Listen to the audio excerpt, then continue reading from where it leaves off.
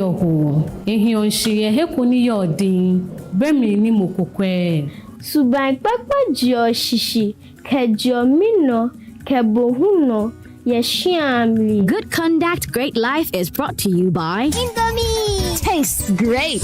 More Kivo inside. Kivo Gary Soaking Mix, a taste of Ghana.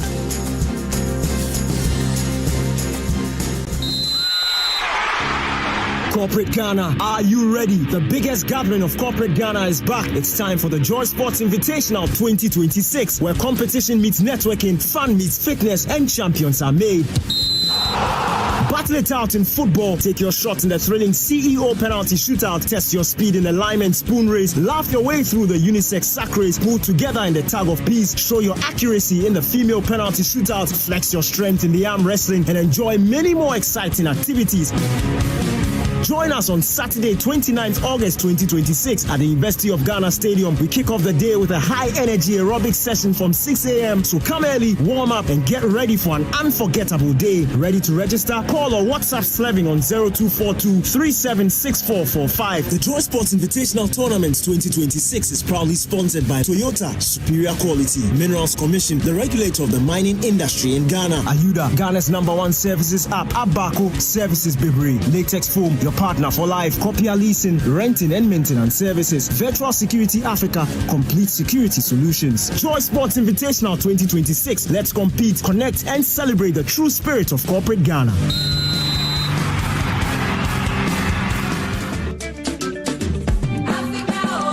Something big is coming. The Republic Bank Joy News Habitat Fair 2026. Change is here. Get ready for the Republic Bank Joy News Habitat Fair 2026. Your gateway to home ownership and exciting property opportunity. But first, don't miss our mini fair at the Achimota Mall, happening on Friday 21st to Sunday 23rd August 2026. Come and explore amazing offers, connect with industry experts, and take the step towards owning your dream home. For sponsorship and exhibition, call Selassie on 0233-233-444. The Republic Bank Joy News Habitat Fair is in partnership with Republic Bank. We are the one for you. And powered by Drive EVGH. Drive into a sustainable future.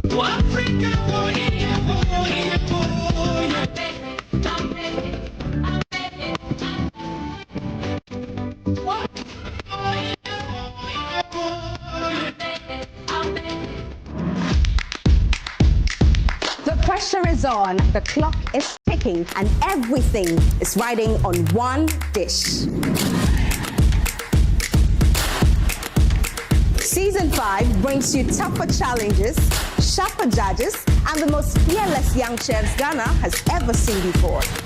One will sweat, one will cry, and one will lift up that trophy. Who's got what it takes? This is where the next generation of great chefs get their start, and this season they are not holding back. So pull up a seat or grab a popcorn, or better still, join us in the kitchen. Big Chef Junior Season 5 shows every Sunday at 4 p.m. only on Joy Prime. Now let's see what these kids are really made of. Big Chef Junior Season 5 is proudly brought to you by Frital Vegetable Oil. You deserve a life of goodness. Fortune Spread. Yummy delicious, always on point. Gino truly cares. Didi Shito, Efia Dienye, Sankofa Natural Spices, no salt, no MSG, no preservatives. Genie Mayonnaise Premium, Ghana's best-selling mayonnaise. Left Signature, driving progress through technology and engineering excellence. Wisdom Salt, bringing food to life.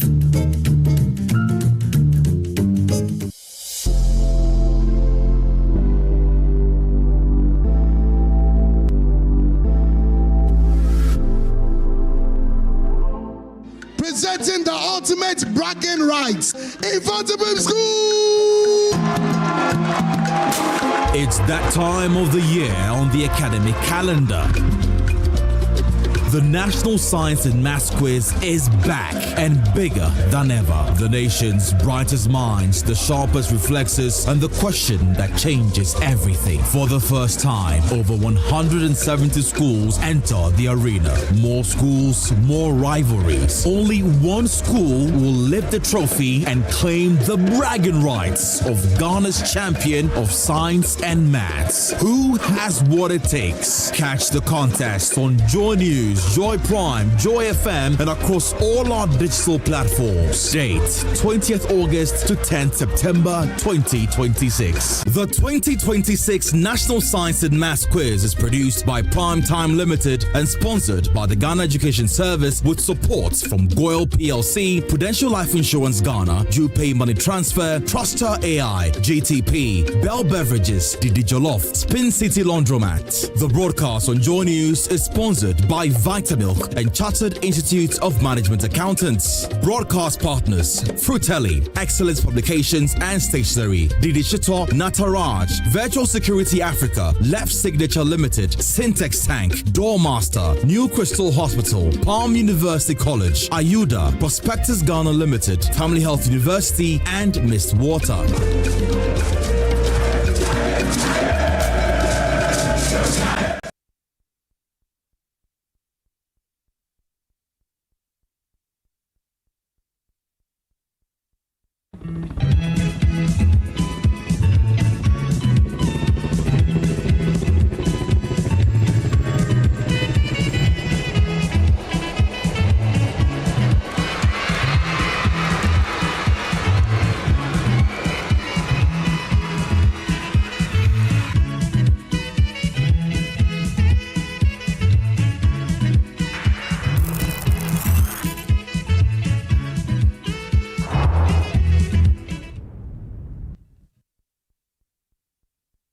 Good morning and welcome to Newsfile. This is your most authoritative news analysis platform. And here on Newsfile, as always, we put Ghana first.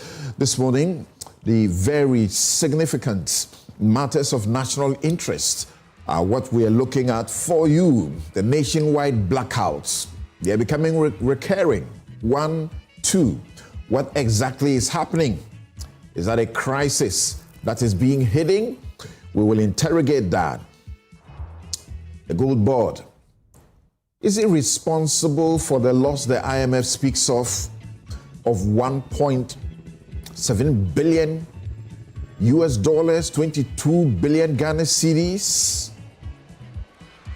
Its attempt to state in emphatic terms that it made absolutely no loss and it is not anywhere related to or has contributed in any form or shape to the debts, fact or spin. The CEO is right here. Galamsey, and your water quality, is it getting worse? We're right back to deal with these vexed matters.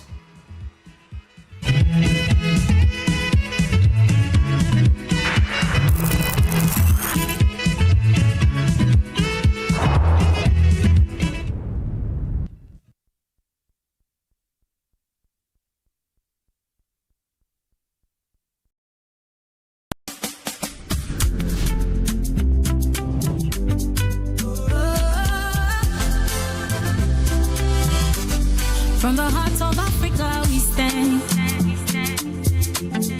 building dreams across the land. Every step we lay aside, helping you rise, taking you higher.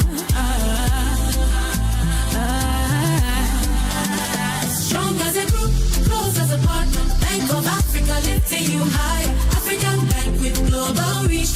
BOA make your future glow. Strong as a group, close as a partner. Bank of Africa lifting you higher. African Bank with global reach. BOA make your future glow.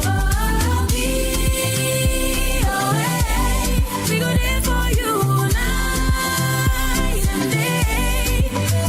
Strong as a group, close as a partner. Bank of Africa lifting you higher. Bank of Africa, as strong as a group, as close as a Late night study session, endless assignments, and now these urchins and mosquitoes. You guys are sitting here gisting. Have you done the assignment Mr. Pachi gave us? How do we do this assignment? With these mosquitoes.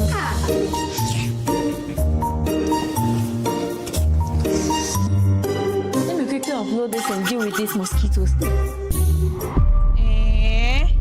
See miracle. Abro mosquito spray. Solution to keep your home mosquito free.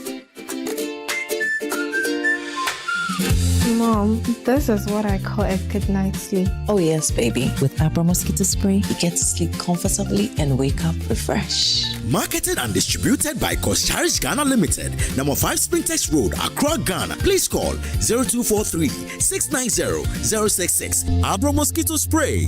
One blast, total protection.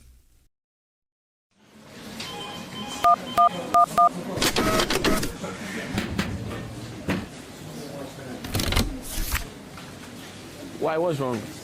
Paper jam.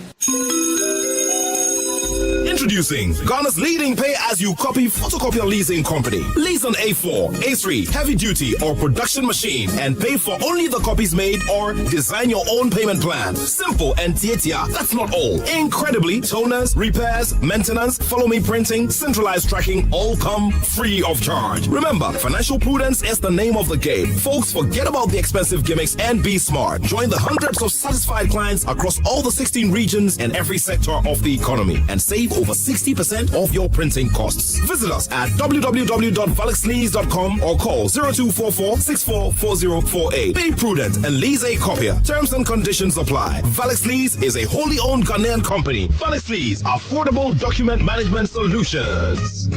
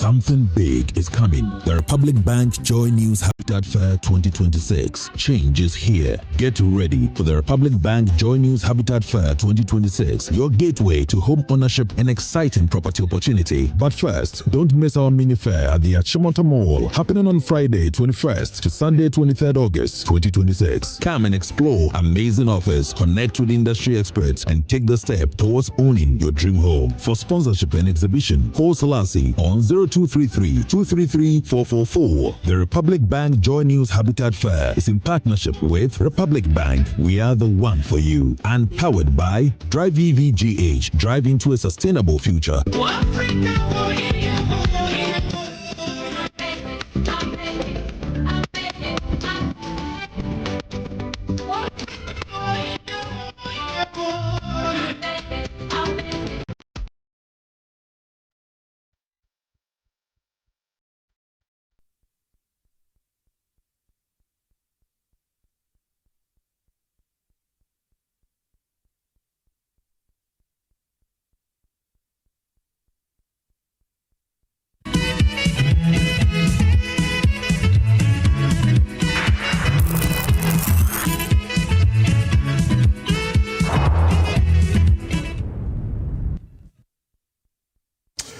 Welcome back.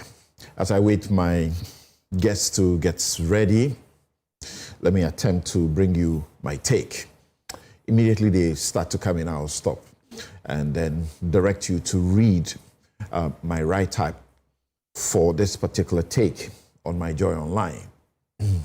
I title it A Critique of the injunction ruling for trials in the legal vacation.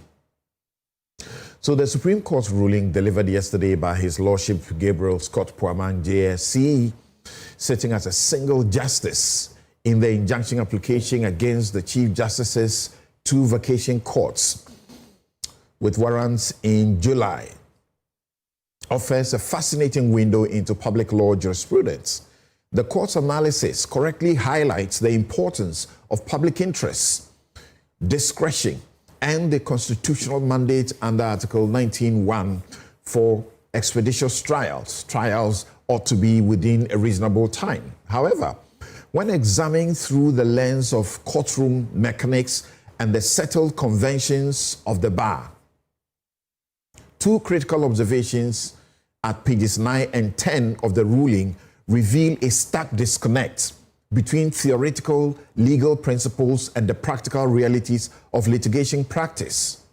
His Lordship's independent mind and scholarship is celebrated by the bar, and I did not have expectations his decision will align with any opinion, however popular within the bar, as popular as I have earlier expressed on this subject.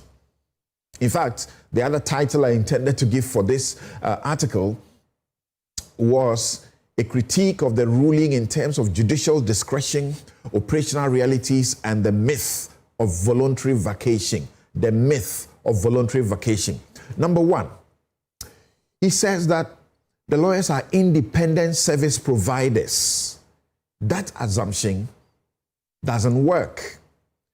In dismissing the argument that compelling lawyers to attend court during the recess infringes on their right to satisfactory working conditions and health under Article 24, the court observed, quote, "For the lawyers, they are independent service providers in court proceedings who are free to plan their leave at any time of the year.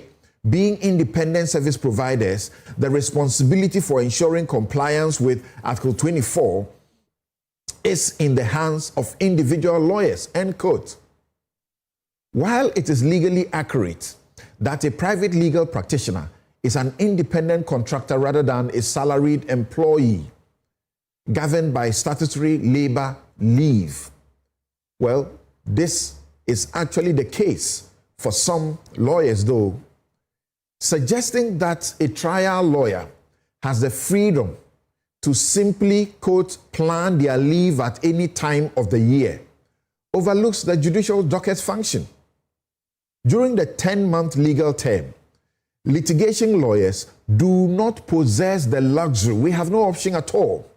We do not have the authority to dictate a court's calendar. Hearing notices are issued, firm trial dates are fixed, and the courts sit continuously across all the tiers, from the lower to the superior.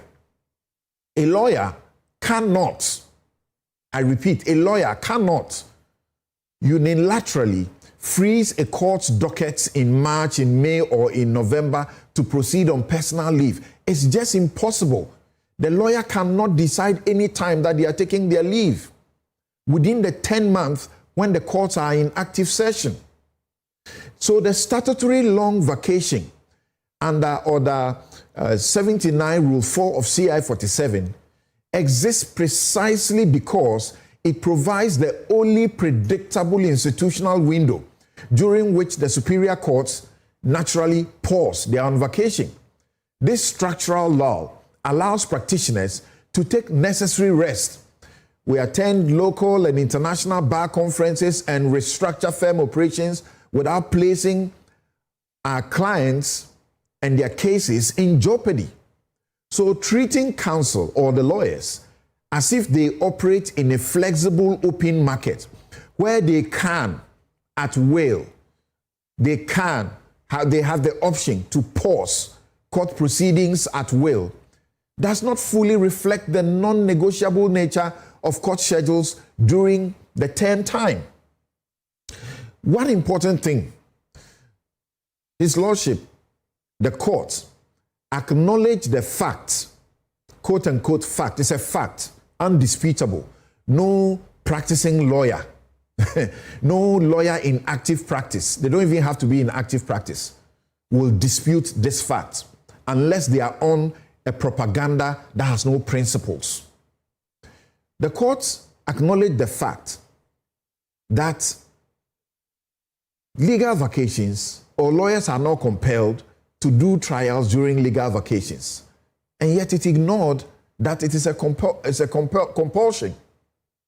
So turning to the long-standing convention or practice of recess sittings or vacation sittings, the court explicitly considered a key factual reality on page 10 of the ruling. Quote, the fact that lawyers and accused persons involved in criminal proceedings in the High Court usually do not, underline that, usually do not undertake hearings during legal vacations ought not be to be the reason why an interlocutory injunction ought to be granted against the Chief Justice and stopping the expeditious hearings of cases. Here, the ruling rightly acknowledges what every active lawyer, as I said, every active trial lawyer knows to be true. Criminal trials in the High Court are, by settled practice, not undertaken during the legal vacation. Yet, after admitting this factual baseline, the court declines to address the logical consequence of breaking that baseline, the element of real procedural compulsion. If the established convention is that in the superior courts, substantive trials pause during recess or the vacation, issuing a directive or warrant requiring a part-head criminal trial to proceed throughout August and September strips the lawyer of any voluntary choice. A lawyer faced with such an order is trapped in a difficult dilemma. One, if that lawyer appears, their statutory and conventional right to leave, rest, and professional planning is completely destroyed. Two, if the lawyer declines to appear in order to observe the vacation, the client's right to representation is compromised, or the client is coerced into self-representation during a critical, phase of the case. Calling such attendance voluntary, as the court said, voluntary, under the guise of being an independent service provider is difficult to sustain. I'm certain about that. By framing the Chief Justice's warrants, the two of them, solely as mechanisms to promote expeditious justice, the ruling does not fully engage with the fact that requiring full substantive trials during the vacation represent a significant departure from the very known practice it acknowledged in the judgment. In my respectful opinion, the argument by some that the accused may hire new counsel or that the law firms handling these oral and or OSP cases have many lawyers who may be delegated to in the circumstances does not take account of the constitutional imperative for the rights of the accused to counsel of their own choice. I must state that the administration of justice is undeniably served when cases are resolved expeditiously. However, expedition or expeditious justice must never be pursued at the expense of procedural fairness, of the fiscal well-being of those who operate the system. While the ruling firmly protects administrative discretion in public law, its underlying premises on pages 9 and 10 create an unworkable standard for practitioners. That I'm setting about. A fatigued bench and a bar cannot maintain the high standards required for sound justice until administrative reforms formally adjust how vacation rosters are structured, respecting the long-established conventions of the legal vacation and honoring the exercise of trial judges' discretion, as the Chief Justice said, and Articles 23 and 296 to indulge counsel remains the true safeguard of our legal architecture. And that's by way of my take. I'll be right back. Okay, so I understand that I should go straight ahead and to engage with my guest for this morning. Now, my guest this morning, Ben Boakye, he was with us last week to deal with the very important matters regarding the judgment or verdict against Mr. Beko Asante. And today, of course, as you know, he has expertise in the energy sector. That's the area where his organization, the Africa Center for Energy Policy, has been doing a lot of work. So Ben Boakye will is already on.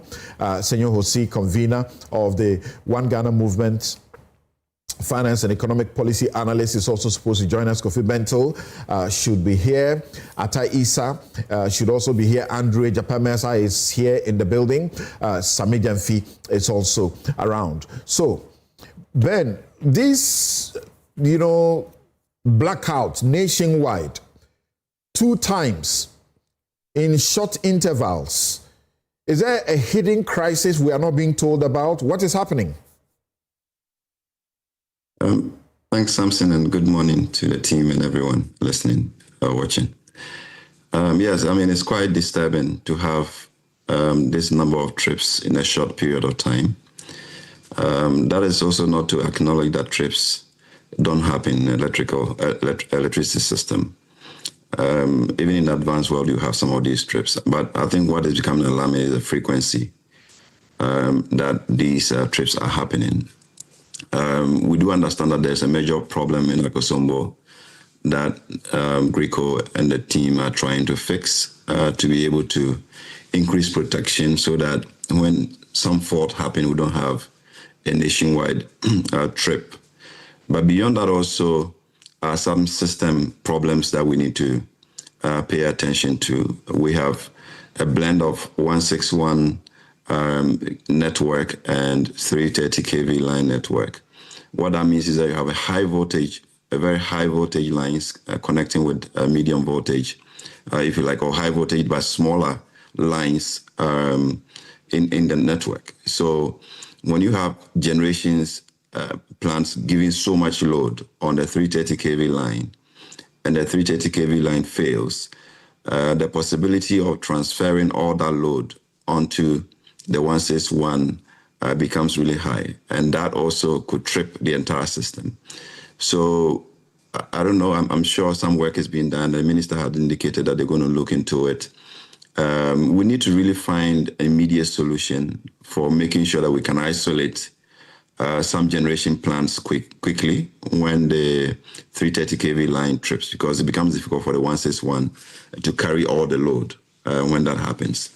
And then also because there isn't much protection at the switch yard, in Akosombo now, it hits the generation directly. So the generation then reacts and, cuts off. So that cascading effect is what's making us see a lot of nationwide blackouts instead of maybe an isolated blackout when there is a trip on a particular line and causing just few plants to go off. The entire nation has to go off because of the frequency imbalances that will be occasioned as a result.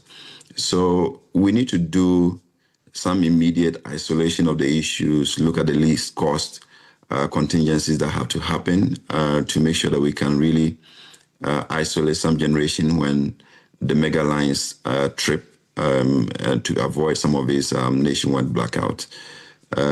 What we haven't taken seriously as a country is really look at the transmission infrastructure and its upgrades and be able to loop it completely. If we had another 330 line, perhaps coming from Akosombo, that would have been able to safely evacuate the power that was already on the 330 kV line. But because we still have the 161 coming from Akosombo, it becomes difficult for the 161 line to contain all the loads that are coming from the generation plants, particularly in the east, where we have a lot of gas turbines operating. So for me, that's what I'm seeing. There could be more to it.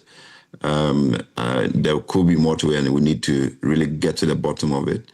What causes the trips of the 330 lines, which then cascades into what we are seeing and then be able to address short-term, medium-term, and long-term options that are available. As I mentioned earlier, this has happened twice in 1 month.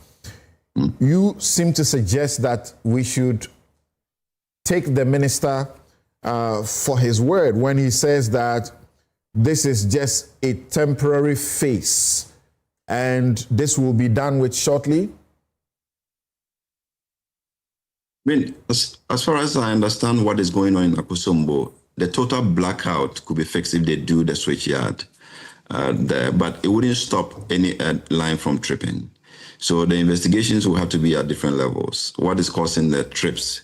Because it is a trip of the 330 kV line that cascades. So you have a bigger load moving onto a smaller line, and that causes the entire system to trip. So you really have to also address what is causing the trips on the 330 kV line.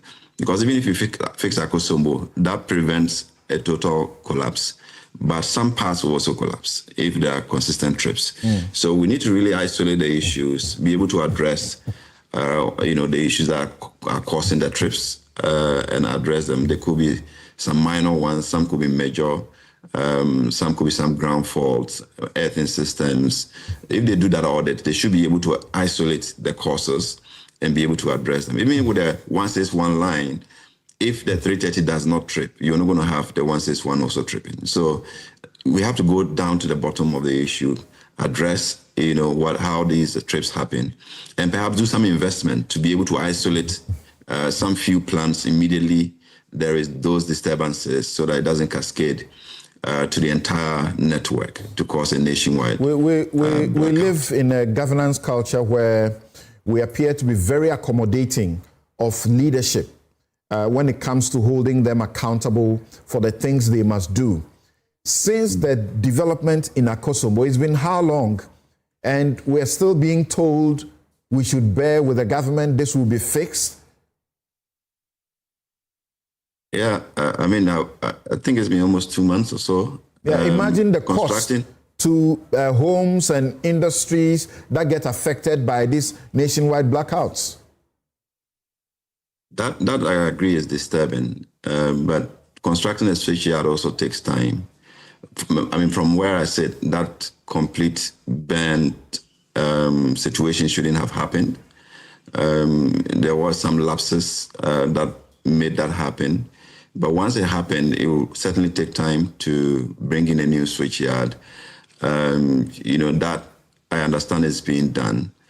There's a contingency measure to use the protection from Akosombo itself, the generation system, which is being used. But if there is that backflow, certainly the generation system wants to protect itself, so it will shut down. And that is what we are seeing now. If we are able to fix that, the switchyard would then be able to take on the hit if there's a trip. That also will cause a trip anyways, because the generation would still be isolated at the switchyard.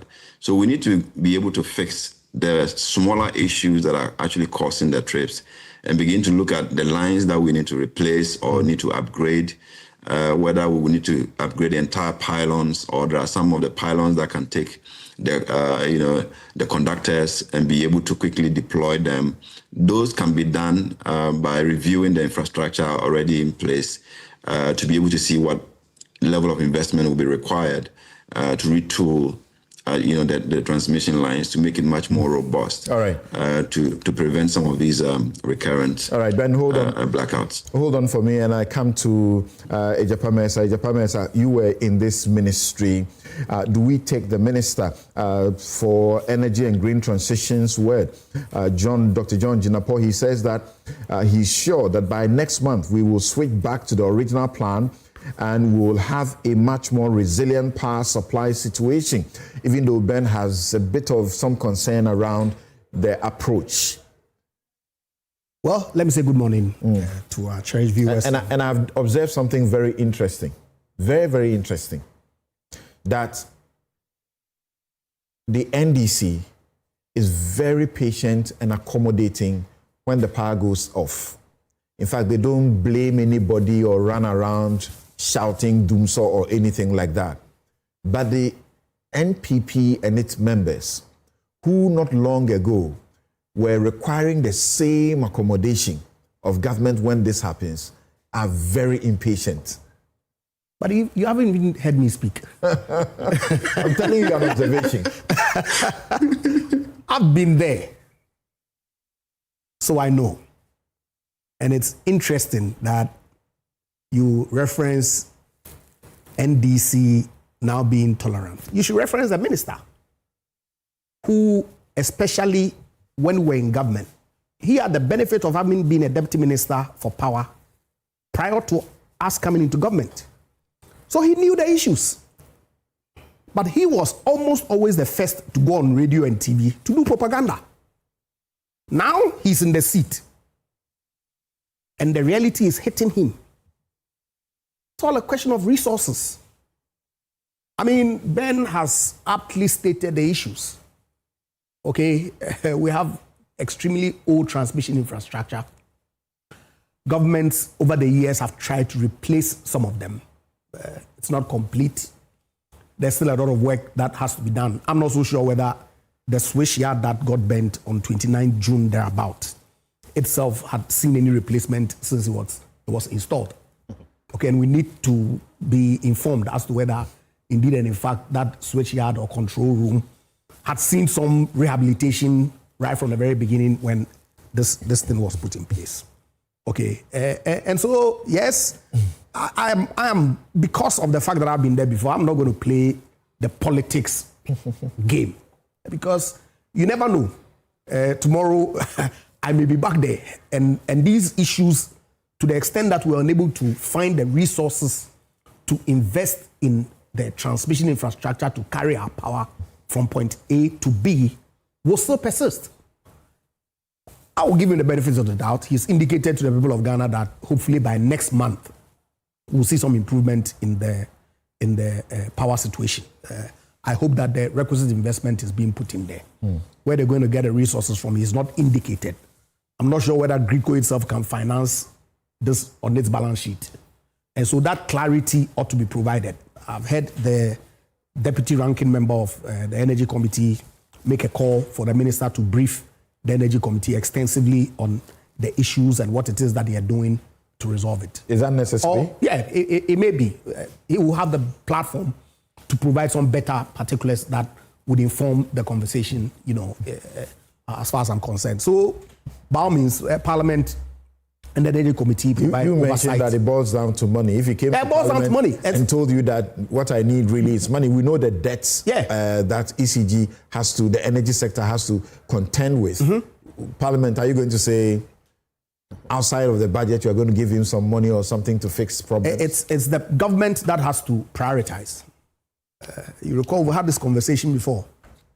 The resource envelope is such that the government of the day is the one that makes allocations based on its priorities. And so you see the government prioritizing building 24-hour markets, for example. Okay, whether it is good deployment of our resources, I'm not so sure. But that's the priority of the government. And so if the government's priority is to fix the transmission infrastructure, then the government has to make allocation to ensure that that system is improved so Ghanaians can have stable power. So the minister should be able to go to Parliament, or maybe their government accountability series that they've been holding, to inform Ghanaians of what steps concrete that they're actually taking to ensure that we enjoy power. He's done that. Power. He doesn't need accountability series, does he? Kofi? Yeah. Yeah, so I don't know. What do you think? So we fall into these problems. And sometimes when you compare yourself, for instance, to our Nigerian brothers and others in West Africa, they are like, why are you people complaining? Because, you have it so much better. But we should not be comparing ourselves to those. I am using this to say, if there is no good excuse for having these problems, we should not have them. And what the Japa is saying is to the effect that we have sufficient knowledge. And I'm telling you, I know some of the people who work there. We have very good people, very competent engineers. You always say this. I know them. I don't want to mention names. Okay? But here's the thing. Leadership is always an issue. The last time I sat here and I commended leadership, this is where I'm going. there are different kinds of sciences, all right? There are social sciences, okay, sociology, those things. There are pseudosciences like economics. You are not sure whether it's a science or not, there's an argument. And then there are perfect sciences. Physics is the most perfect science. That thing is engineering, electrical engineering. Why am I saying what I'm saying? We know all the problems. We know what the solutions are. We know where to buy the equipment. We know how much they cost. So the question is, why can't we prioritize and solve this? Because look, around Kolebu, the lights went off. The lights went off. And immediately I was like, oh my God, somebody may die. And that one, you can't get him back. So, look, what is it that prevents us from closing these gaps? We heard about the blowout. Accidents are accidents. Quickly, we mobilized the same group of people. They fixed the problem. And now we've sat down and I'm hearing that this problem is connected to the previous one. What happened within the time? So my point is this. I don't think we have an excuse as Ghanaians. We are very excellent people. When it comes to all of this, we are capable. Our leaders should put together what is necessary and just fix these problems because they are fixable.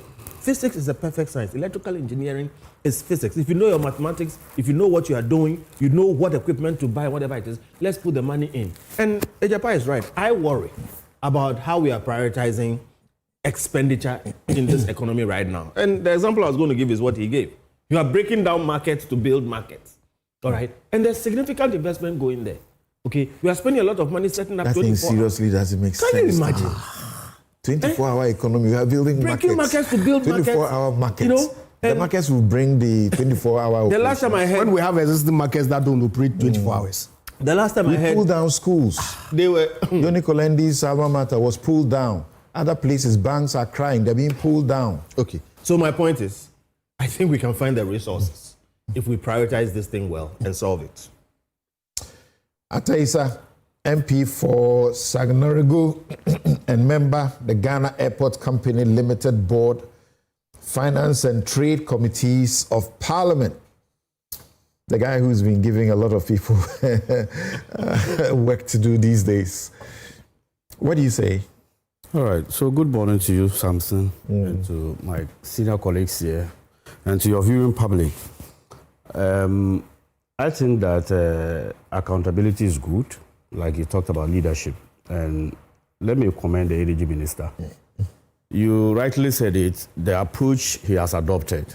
Sometimes when there are trips or power outs in our communities, the discomfort it causes and slowing down of businesses and the rest.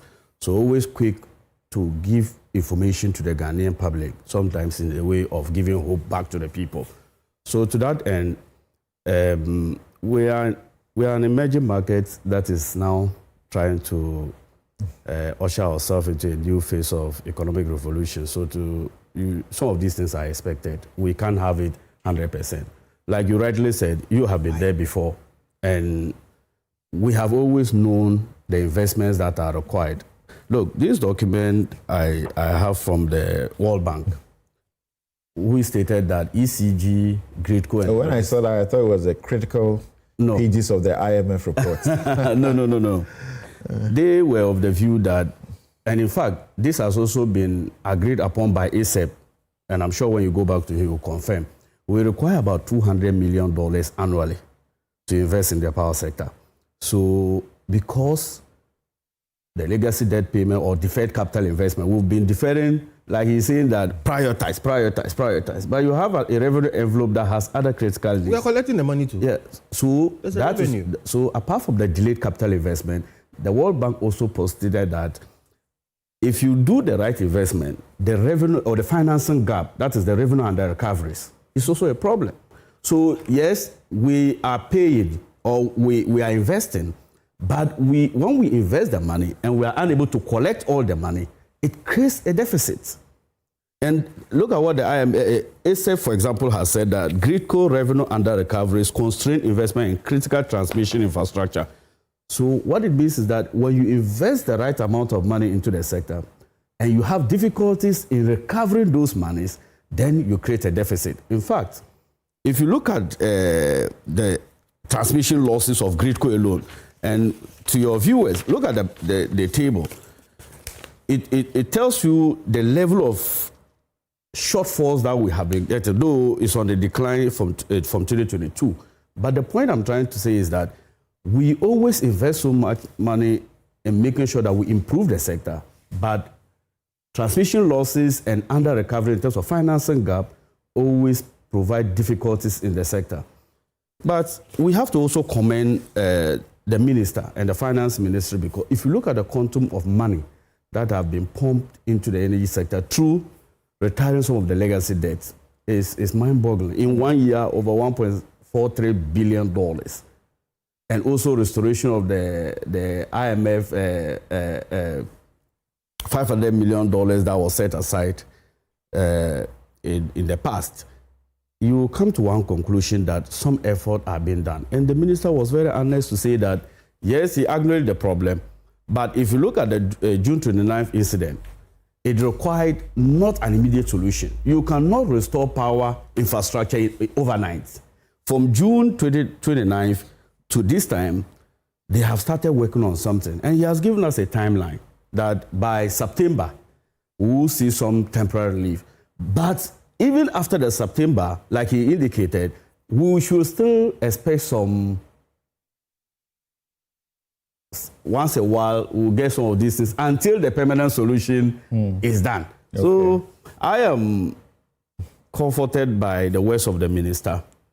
I also support the cause that he should come to brief Parliament, because we are the people's representative. Maybe there are some questions that people have to ask or suggestions that people have to do. Fortunately, November, we'll be doing the 2027 budget. So if the right answers are provided and Parliament sees the genuineness in the presentation by the minister, I think that this will be an avenue for Parliament to insist on the Minister of Finance to make more resources available to the Energy Ministry. And I am happy you acknowledge that we are being more tolerant than before. I think at the point, we asked Bobo and his party to give us timetable, and they said we should prepare our own. This time around, the Energy Minister, every time always on the media to explain, meeting the relevant stakeholders to explain, and all this explanation will mean nothing. As for explaining, they were also doing so. So how I wish that the way you have been accommodating and even applauding, how I wish you guys can carry this kind of, constructive way of looking at issues when you are in opposition. Yeah, that should be the standard. Because if you were in opposition, your story this morning would have been completely different. No. It would have been about incompetence and so on and so forth. Hello, Ben. Yes, Ben, what would be... learn from me. Yeah, what would be your closing remarks on how we move forward? No, I think you made a very important point, something about governance and reporting accurately what the situation is. And I think we can give that to the minister for telling us what the problem is. We're not getting conflicting signals from the system, either from Greco workers or any other person, that what the situation is different from what we've been told. And that, for me, is remarkable. But we need to do the investments that are required to fix the problem. We can't fix everything at the same time, and therefore we must expect some of these blackouts once in a while. But what perhaps will be necessary is to have a contingent team within Greco that responds quicker to some of these faults when they happen, and then also have the right isolators to make sure that we reduce the cascading effect of one trip affecting every other generation system in the country, which then becomes very difficult to fix and bring back, onto the grid. Thank you very much. And JJ joins us, Dr. John Abdullahi Jinapor, MP, Yape Kusogo, and Minister for Energy and Green Transition. John, good morning. Brother. Uneasy lies the head that wears the crown, yeah? I know. Do you get to sleep? Enjoy your sleep? Well, it's not easy. And sometimes, the president calls you around 2 a.m., so it's not easy. Oh, no. But just a quick one. All right.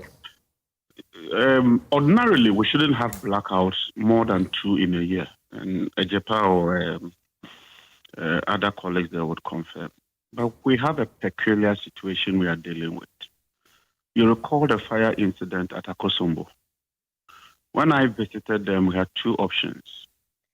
Some of the engineers thought that we should wait and restore the control center before we supply power. Some also said we could do a temporary arrangement with some relays and feed the power directly from Akosombo all the way to Tema, so that they will use the Tema control room to support the system. I thought that shutting down Akosombo for 6 months was untenable, so we opted for the temporary arrangement. So that arrangement is not very robust, but given the circumstance that we find ourselves, we thought that even with the fragility, that was the best option. So the two major incidents we've had, all of them traces back to the temporary arrangement. Yes, that point has been made. Yeah. Supported it. But fortunately, we've already done 4. We are left with 2. And my briefing is that next month, the other 2 will be completed. When that is completed, then we would revert to the original arrangement and use that system. Second one is the investment. It is true. The energy sector needs investment, no doubt about that. And the investment must also go into the critical areas, not just investment. One problem we had was when we went into the IMF program, almost all the energy sector SOEs, including Gridco and VRA, were put under the cap. So VRA couldn't raise financing, Gridco couldn't raise financing. Fortunately, because we are out, the minister has now indicated that he would support us. And so I hope that we're able to get that support so we can invest in the grid. The grid is not the strongest. We still have some challenges with the grid, and we must invest, particularly the line between Kumasi and Accra. It's so critical. We need to do that line so that we can have redundancies. If we have a problem, we can use another line. So your timeline is concrete. By the end of which month, all of this will be over? It will not recur? Next month, we should have the Akosombo control station back in service so that we can now evacuate power direct from Akosombo. Okay. JJ, thank you very much. Thank you, my brother. We wish you the very best.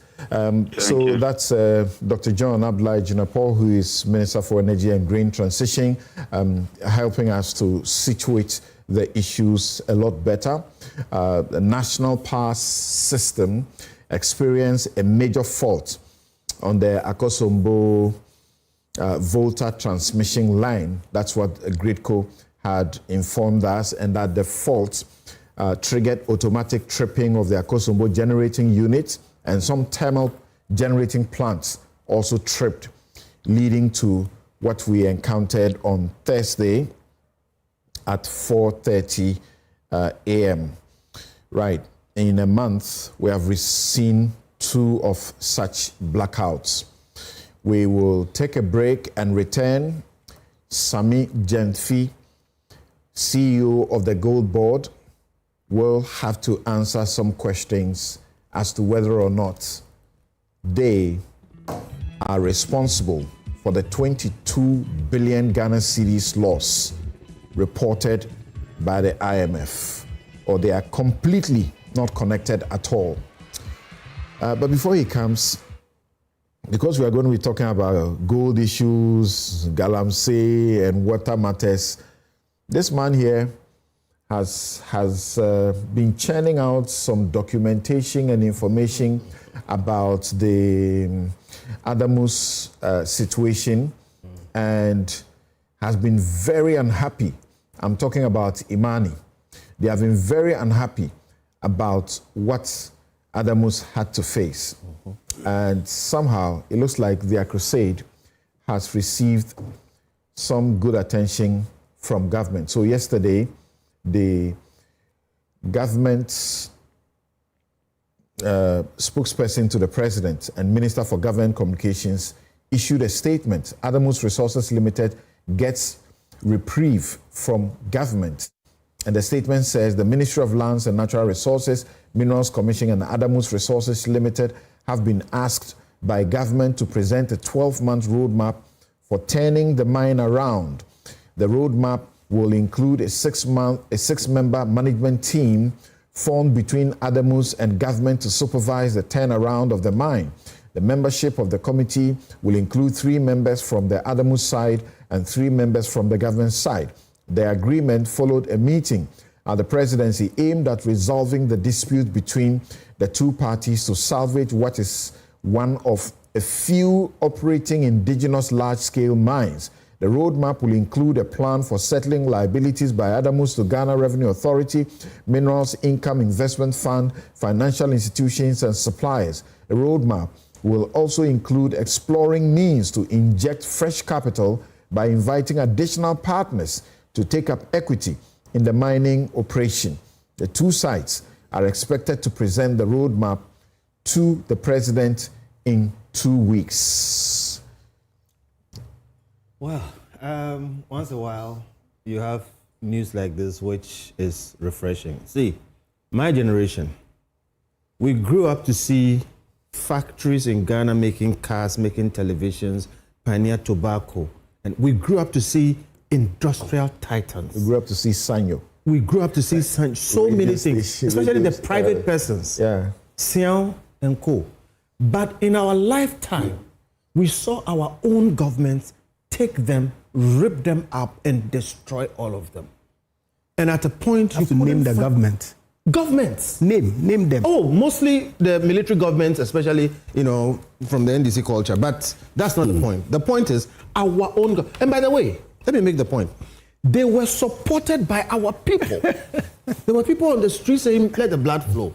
And we had a mindset as if every rich person, every major industrialist was a thief. Yeah.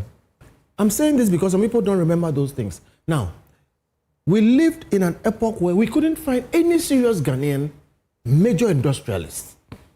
Gradually, we are going back to building them up. Today, as we speak, you have people like Ibrahim Mahama venturing into mining, as a private Ghanaian individual, things we haven't thought about.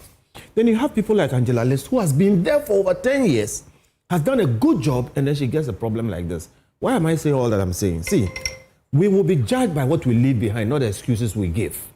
So President Mahama should leave a legacy that says that when I came into government, there was no Ghanaian in major mining. But as I leave, we have Ghanaians holding goldfields, holding their mine, holding, Konongo and Co and the rest. So I am grateful because I think, like I said, I made a post yesterday that one of the blessings of Ghana today is President Mahama. If you don't like it, I say so, it is true. Because he's handling this with the experience that you need. And this is the stuff that we need for our leaders to build. What was happening was somebody using the powers of regulation and what other powers they had. But essentially they were breaking down, tearing down, destroying something that a Ghanaian had built. I think our governments must be helping. And to that extent, I want to say thank you to President Mahama. Thank you to Ama Kofi Boa. And I speak like I'm an official of Adamus. I am on their case because as far as I'm concerned, they have not fought hard enough. I have been told why. But at the end of the day, I hope they take the opportunity they have been given. Make sure that you answer all the questions that are being asked satisfactorily. And make sure you do the things that are being suggested. Infuse more money, better management, and have a good mind that we Ghanaians can be proud of. So this is the right way. So Kofi, why wasn't this the first approach rather than the approach that's revoking their leases and leading to all the brouhaha that followed it? Mm-hmm. And we're told about, the breaches that they allegedly had committed, and according to the minister or his committee, what they found was just a tip of the iceberg. That was a mistake. And that is what made my blood boil. I keep telling people I've never met Angela List. I was like, how do you revoke somebody's mine they've run? And by my calculation, in that mine alone, there was about $200 million invested. In a matter of 1 week. And like I'm saying, your job as government is not to destroy. Even if you have regulatory powers, you use it to help. And the law says give them time to, fix the problems and whatever it is. And I make the point which I will never depart from. that when the person is a Ghanaian, bend backwards to help them. Let me tell you something. I have found through my interaction that the average Ghanaian, and I was telling you, Japan, that when the businesses were being collapsed, Ghanaians were supporting it. Today it has turned. I almost didn't find anybody who felt that no matter what the people had done, they should be, their license should be revoked. Ghanaians, average Ghanaians, are very, very, very, very upset when a Ghanaian business is collapsing. That thing should be clear. So see, that earlier approach was a mistake, and President Mahama has corrected it. Look, if that mine had gone down, you'd have heard of it in the next election. And if this mine is sustained and remains, it will become a legacy that President Mahama can forever claim. It's a 1-year lease of life. They have an extension they've been giving, but they are not in control anymore. Oh, not really. I mean, it's a 1-year lease. 1 year is a good time to answer the questions. You may not solve everything, but you can put yourself on the road to health, all right? And again, see, it's a failure of the government in power if major Ghanaian businesses collapse. So no matter what this person is doing, I'm not saying that they should be allowed to commit crimes and do whatever they are owing royalties in excess of 86 million, Ghana cedis. If they are owing taxes to the revenue in excess of in hundreds. That is one side of the story. I can tell you also what I find that there were VAT owes them a certain amount of money in, for instance, VAT returns. So see, and by the way, if anybody is owing money, it's not a crime. You sit down, you schedule it. The person is mining gold, all right, and the gold mine can't run away. So I was saying, a failure of a major business is a failure of the government. Okay. So they should help them set up. And by the way, if push comes to shove, and nothing can be done about it, you don't collapse the mine. Okay. You can change ownership. Let the mine continue. Another Ghanaian can take over. Find a way to pay off. Leadership can go. Ownership can go. Equity can come in. The workers can continue to work. The mine can continue to operate, but it will remain a Ghanaian mine. I will close with this. The success of this mine will be a feather in the cap of this government. The failure of this mine will be against the legacy of President Mahama and this government. So they've done a good thing. I hope the mine, the government, and whoever is involved should deploy all the powers available to them to make this stand. And to that extent, every other mine that a Ghanaian is managing will help them. I need to take a break, but before I do that, if you have the opportunity to make a statement in one sentence about the Goldbod'S situation, what will that statement be? The Goldbod'S situation is a broad one. You mean the losses that have been attributed to them? Yeah.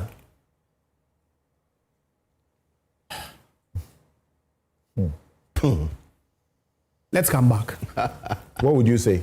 I would say we should always keep the bigger picture in mind. Goldbod'S is a fantastic idea.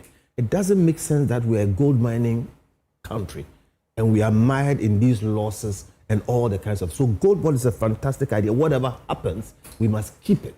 However, every good thing comes with its issues, and we must navigate these issues properly. The biggest problem right now is the heat coming out of the discussion.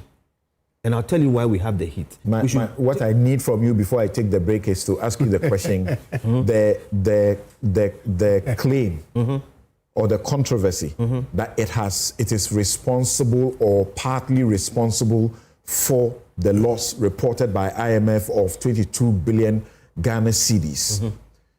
Is it fact or spin when the Goldbod'S said we're absolutely not anywhere close to being fixed with liability for the debt? You said responsible or partly responsible. Then you ask, is it fact or absolutely? So you're using absolute words and not absolute words. Many things cannot be answered with a yes or no. If somebody asks you, have you stopped drinking? If you say yes, it means you used to be drinking. If you say no, so some things cannot be answered simply. But here's the point. If you have 3 sons and you send them into business, and 2 of them make a profit and 1 makes a loss, it is your loss. But you know which son caused the loss. However, it does not mean you killed that son. So for me, these are not simple things. For the first time in the history of this country, we've taken charge of our gold resources. And we are seeing the positives that can happen over it. We cannot pretend that it will not come with any problem. My problem with what is going on with Goldbod is the heat instead of light. We should be having explanations. We should be having clarity about how this thing works and then fix some of the problems around it and make the best out of this situation. Okay? The idea was not from even this government, but they've taken it further. Even after Sami spoke, held that press conference, you're still not sure if this is fact or spin? You see, the IMF document itself discloses something very inherent, okay, in paragraph 14, right, which suggests that arising out of the losses that the Bank of Ghana incurred, which is attributed to the operations of the domestic gold purchase program. Government has taken a decision to take the quasi-fiscal risk of Bank of Ghana to Goldbod. What does it mean? What it means to me is that there's a clear recognition that these losses itself shouldn't have been in the books of the Bank of Ghana in the first place. And so we are moving it to where it rightfully belongs, which is the books of the Goldbod. That's what I mean. Well, you may disagree, but that's clearly. No. Okay. Because Samson, the question is... Hold on, because that is very controversial, extremely controversial.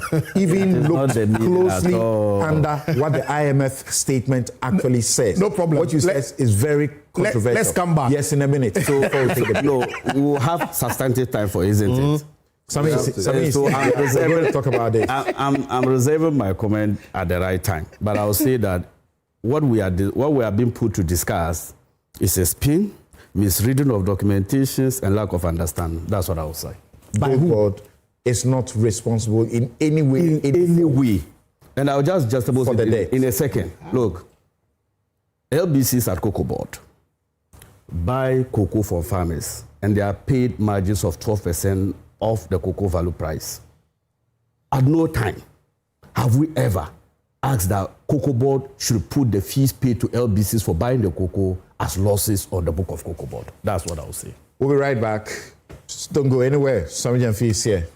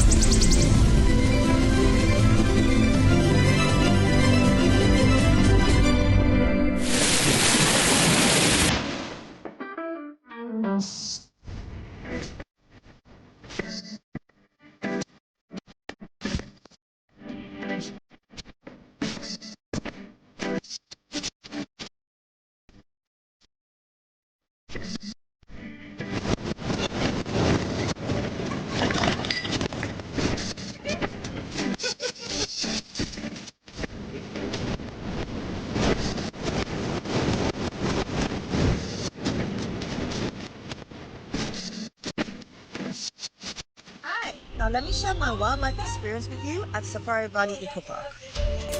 Welcome to Safari Valley Eco Park. Our electric shuttle pulled up and in no time our tour began. We were surrounded by wildlife from the moment we entered the Eco Park. We were greeted by experienced tour guides who took us through orientation and how to better enjoy the experience. Watch these animals roam freely in their natural habitat undisturbed by our presence. We saw zebras, sable antelope, brown crane, mara, silky chicken, nyalas, Shetland ponies, and so many animals I just couldn't keep up. Our tour guides taught us so much about the wildlife, their behavior, and how how to interact with them. I even fed them. We also went fishing on a man-made canal. Then we took a break to have lunch in this serene environment. All this amazing experience for this price for adults, this price for teenagers. It's a bargain. As the sun began to set, it was time to go back home, but not before dinner by the campfire. It has been a thrill of a lifetime, and I can't wait till my next visit. Safari Valley Eco Park, bringing you closer to nature.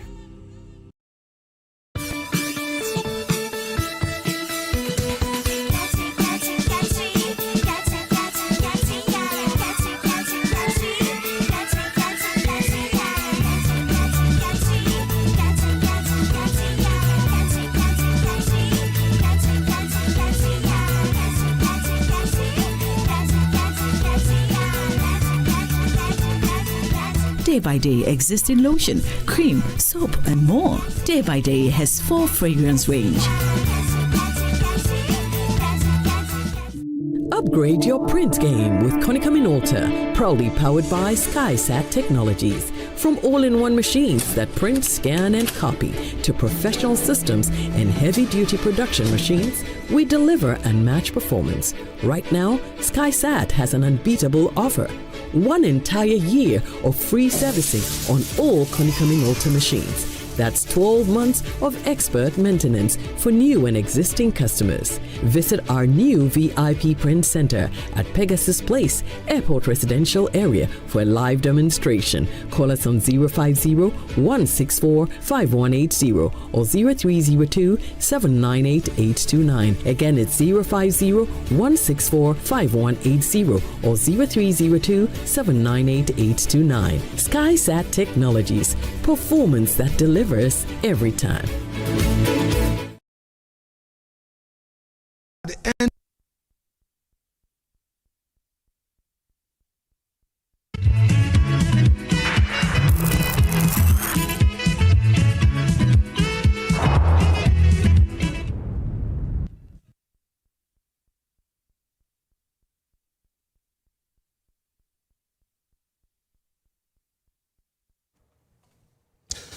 You're welcome back. This is Newsfile. It's your most authoritative news analysis platform. And here on Newsfile, as always, we put Ghana first. Sami Jemfi, welcome to Newsfile. Thanks for having me, Senior. Very exciting, and people are so eager to see and hear you this morning. So let's get ready for this. As you know, Ghana is Africa's leading gold producer, and we are making it big on the international world stage. We are the 6th, are we, on the world, and we are in the news. We are being spoken about as doing well in this regard. So what exactly is going on back home? Our status as a global resource powerhouse is undisputed. And as I said, we stand as Africa's largest gold producer, and recently we surged to 6th in the world, producing a record 5.94 million ounces in 2025, overtaking the United States. Gold accounts for over 60% of our merchandise exports, generating upwards $20 billion in annual export earnings. Yet, for decades, what have we experienced? There was systemic leakage, illicit trading, and cross-border smuggling that starved the state of its fair share. Between 2019 and 2023, independent estimates indicate Ghana lost over 220 tons of gold, worth $11.4 billion to smuggling alone.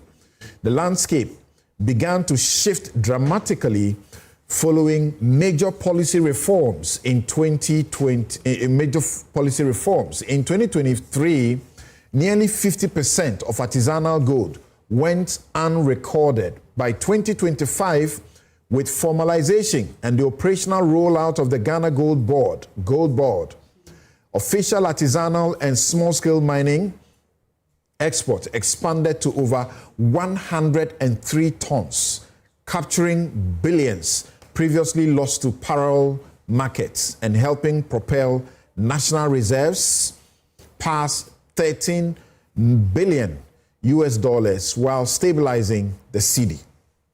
But what's the problem now? You already know. The minority raised issues on the back of an IMF report.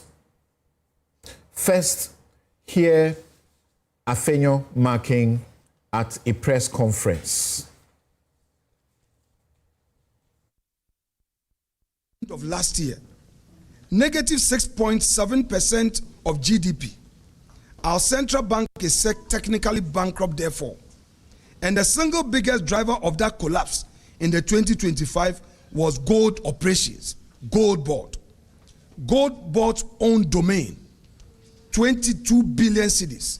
That's equivalent of the 1.7 billion in 1 year alone.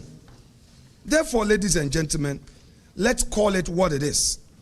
These losses are not bad luck. You don't trade in gold and make losses.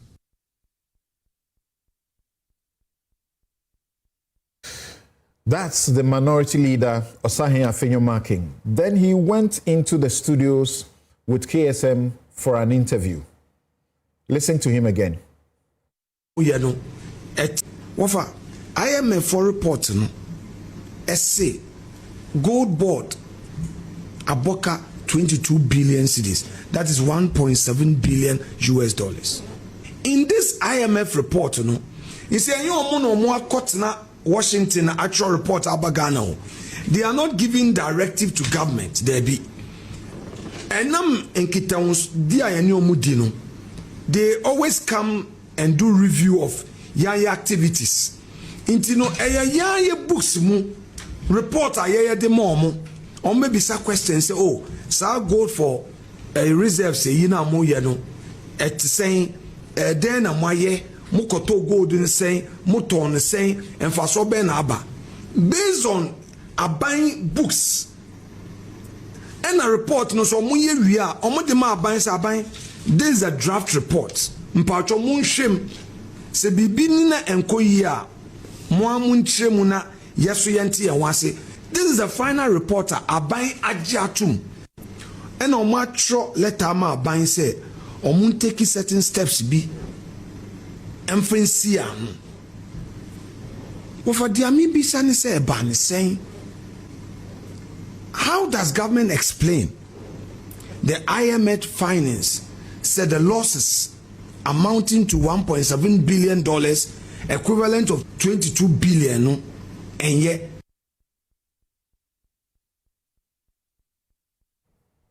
Right. So we have gone over the IMF reports, and let me pretend that I'm unaware of the fact-checking that was done by my Joy Online, the Joy FM, Joy News researchers, earlier when Abena Osei-Asare made these same claims. Let me pretend that I'm unaware of the second fact-checking that the research desk did recently over the same claims made by Afenyo Marking. And let me pretend that I did not listen to Sami Jemfi. How do you respond to this? The 22 billion Ghana cedis, 1.7 billion US.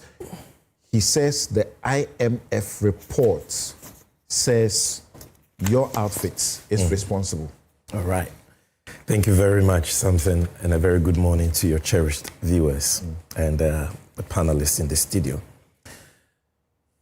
Samson, you know, for some time now, some of us have been very silent in the media space because of the enormity of the task entrusted us by His Excellency, the President. I'm sure you've not heard me in the media for a long time. That's right. And even when people have made various allegations against the Goldbod, I mean, we've taken them in good faith as part of the principle of probity and accountability that public institutions must be subjected to. But when...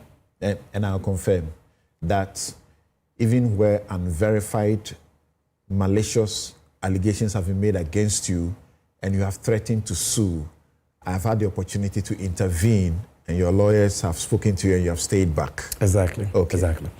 But you see something? Somebody will ask, why is Sammy Gyamfi and the Goldbod's speaking now? Why hold a press conference, and respond to this issue in the manner you have done? See, the reason is this. There is a difference between constructive criticism by opponents or critical voices and a deliberate, malicious disinformation campaign.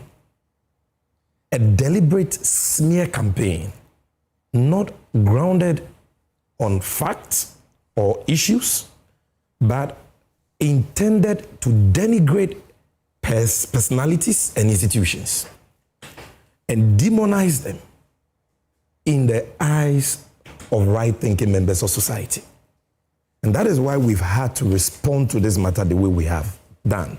And I'm so happy that your producers have, right from the outset, placed the issue in the right perspective by playing an excerpt of statements that were made by Honorable Alexander Afenyo-Markin on KSM show.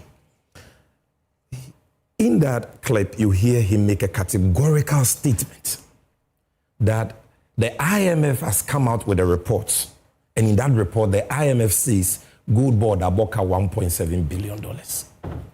And government has accepted it. And government has accepted it. Something that he ought to know is false.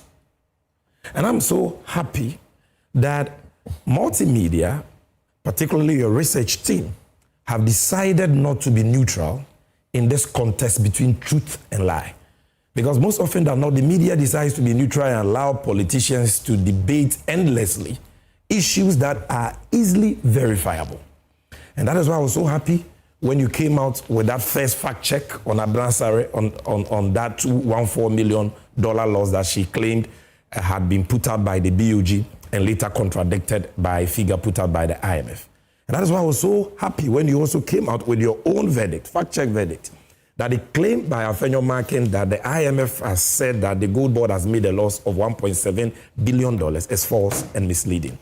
Because this right here is the relevant portion of the IMF's sit and final review of Ghana's extended credit facility, which they published a few weeks ago. And if you check page 27, paragraph 50, this is what the IMF said about the domestic gold purchase program. It says the domestic gold purchase program weighed on the financial sustainability of the BOG. The DGPP on which the BOG relied to accumulate reserves and to intermediate effects to the private sector has generated losses of $22 billion, 1.5% of GDP in 2025. A government cost-sharing agreement at end 2025 involving the transfer of bonds with a par value of 5 billion cedis in March 2026 resulted in the breach of the ceiling on the BOG claims on the central government. And in July 2026, the BOG, Goldbod's, and the government signed a memorandum of understanding formalizing the transfer of the domestic gold purchase program activities from the BOG to the Goldbod's.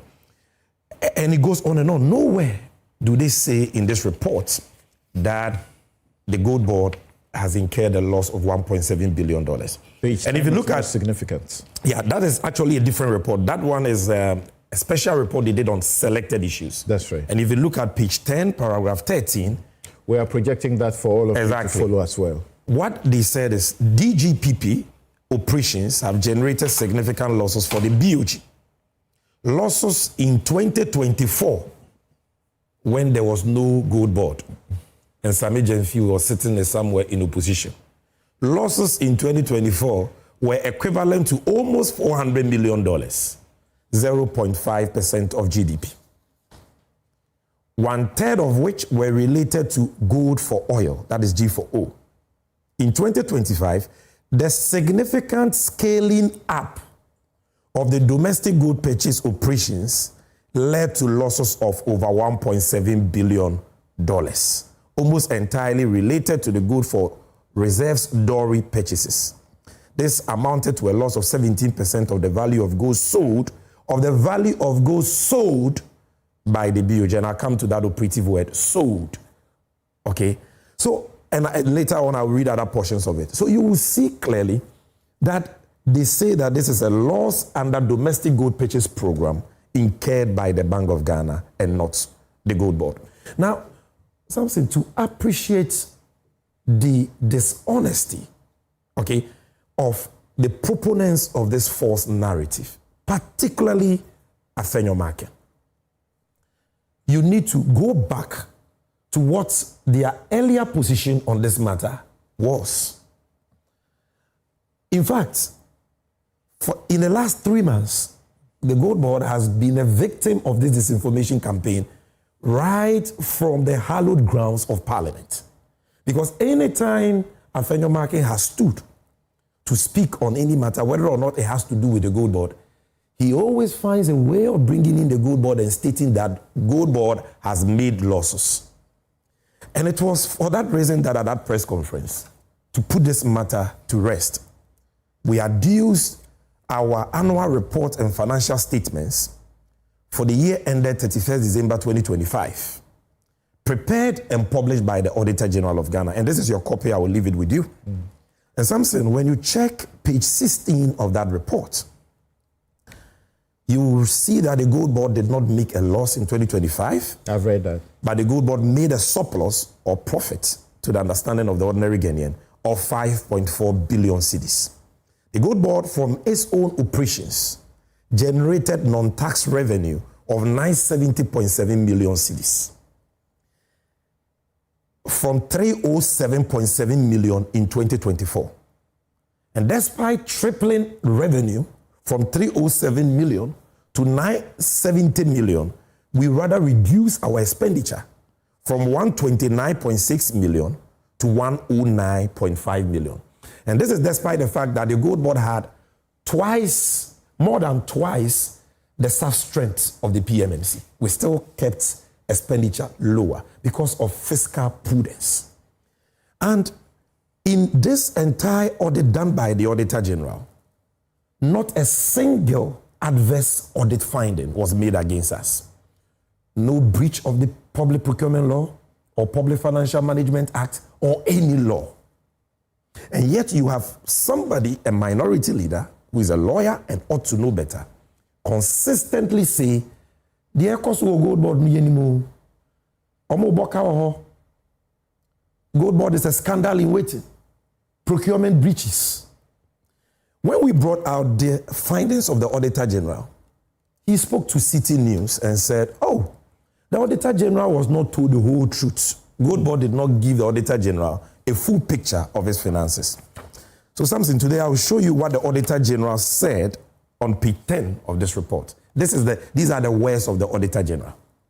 The Auditor General says this: we have audited the financial statements of the Ghana Gold Board, which comprise the statement of financial position as at 31st December 2025, statement of financial performance, statement of changes in equity, and statement of cash flows for the year then ended, including summary of significant accounting policies and other explanatory notes to the financial statements set out on pages 21 to 41. In our opinion, these financial statements give a true and fair view of the financial position of the Ghana Gold Board as at 31st December 2025, and of its statement of financial performance, statement of changes in equity, and cash flows for the year then ended in accordance with the International Public Sector Accounting Standards, IFSAS, and the Public Financial Management Act 2016, Act 921, and in a manner required by the Ghana Gold Board Act 2025, Act 1140. This is the opinion of the Auditor General. So they came out and said, Gold Board has made losses.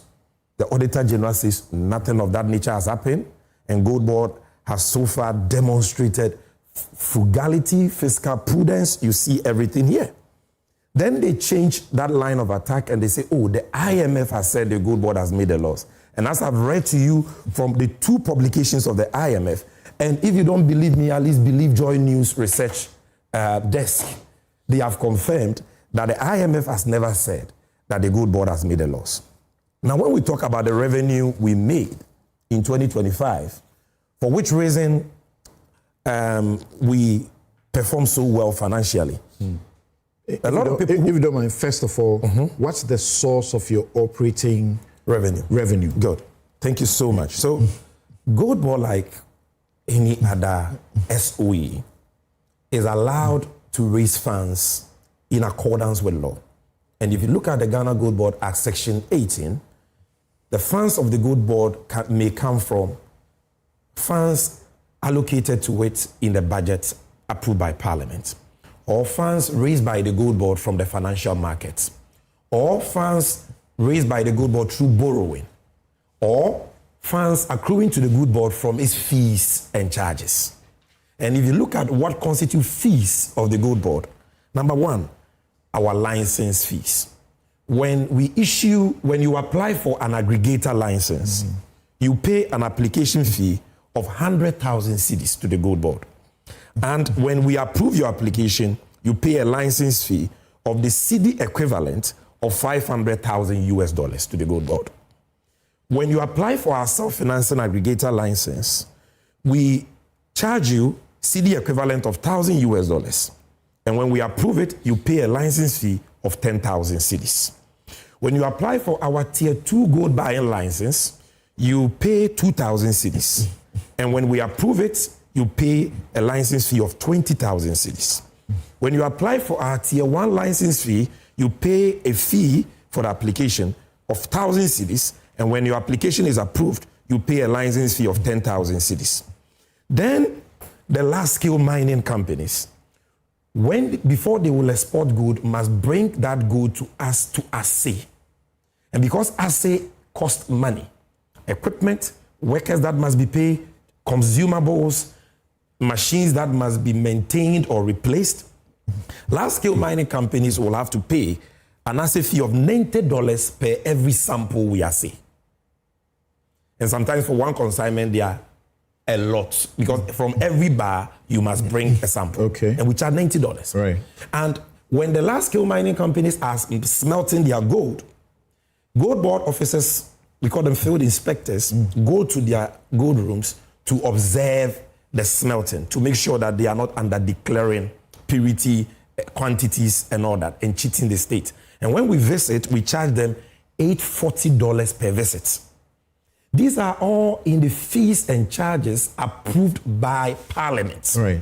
Now, if you buy ASM gold, artisanal small-scale mining gold, and you are exporting it, whether you are Bank of Ghana, or you are MIF, or you are a self-financing aggregator, or you are a private exporter, whether Ghanaian or foreigner, you must pay an assay fee approved by Parliament of 0.258%.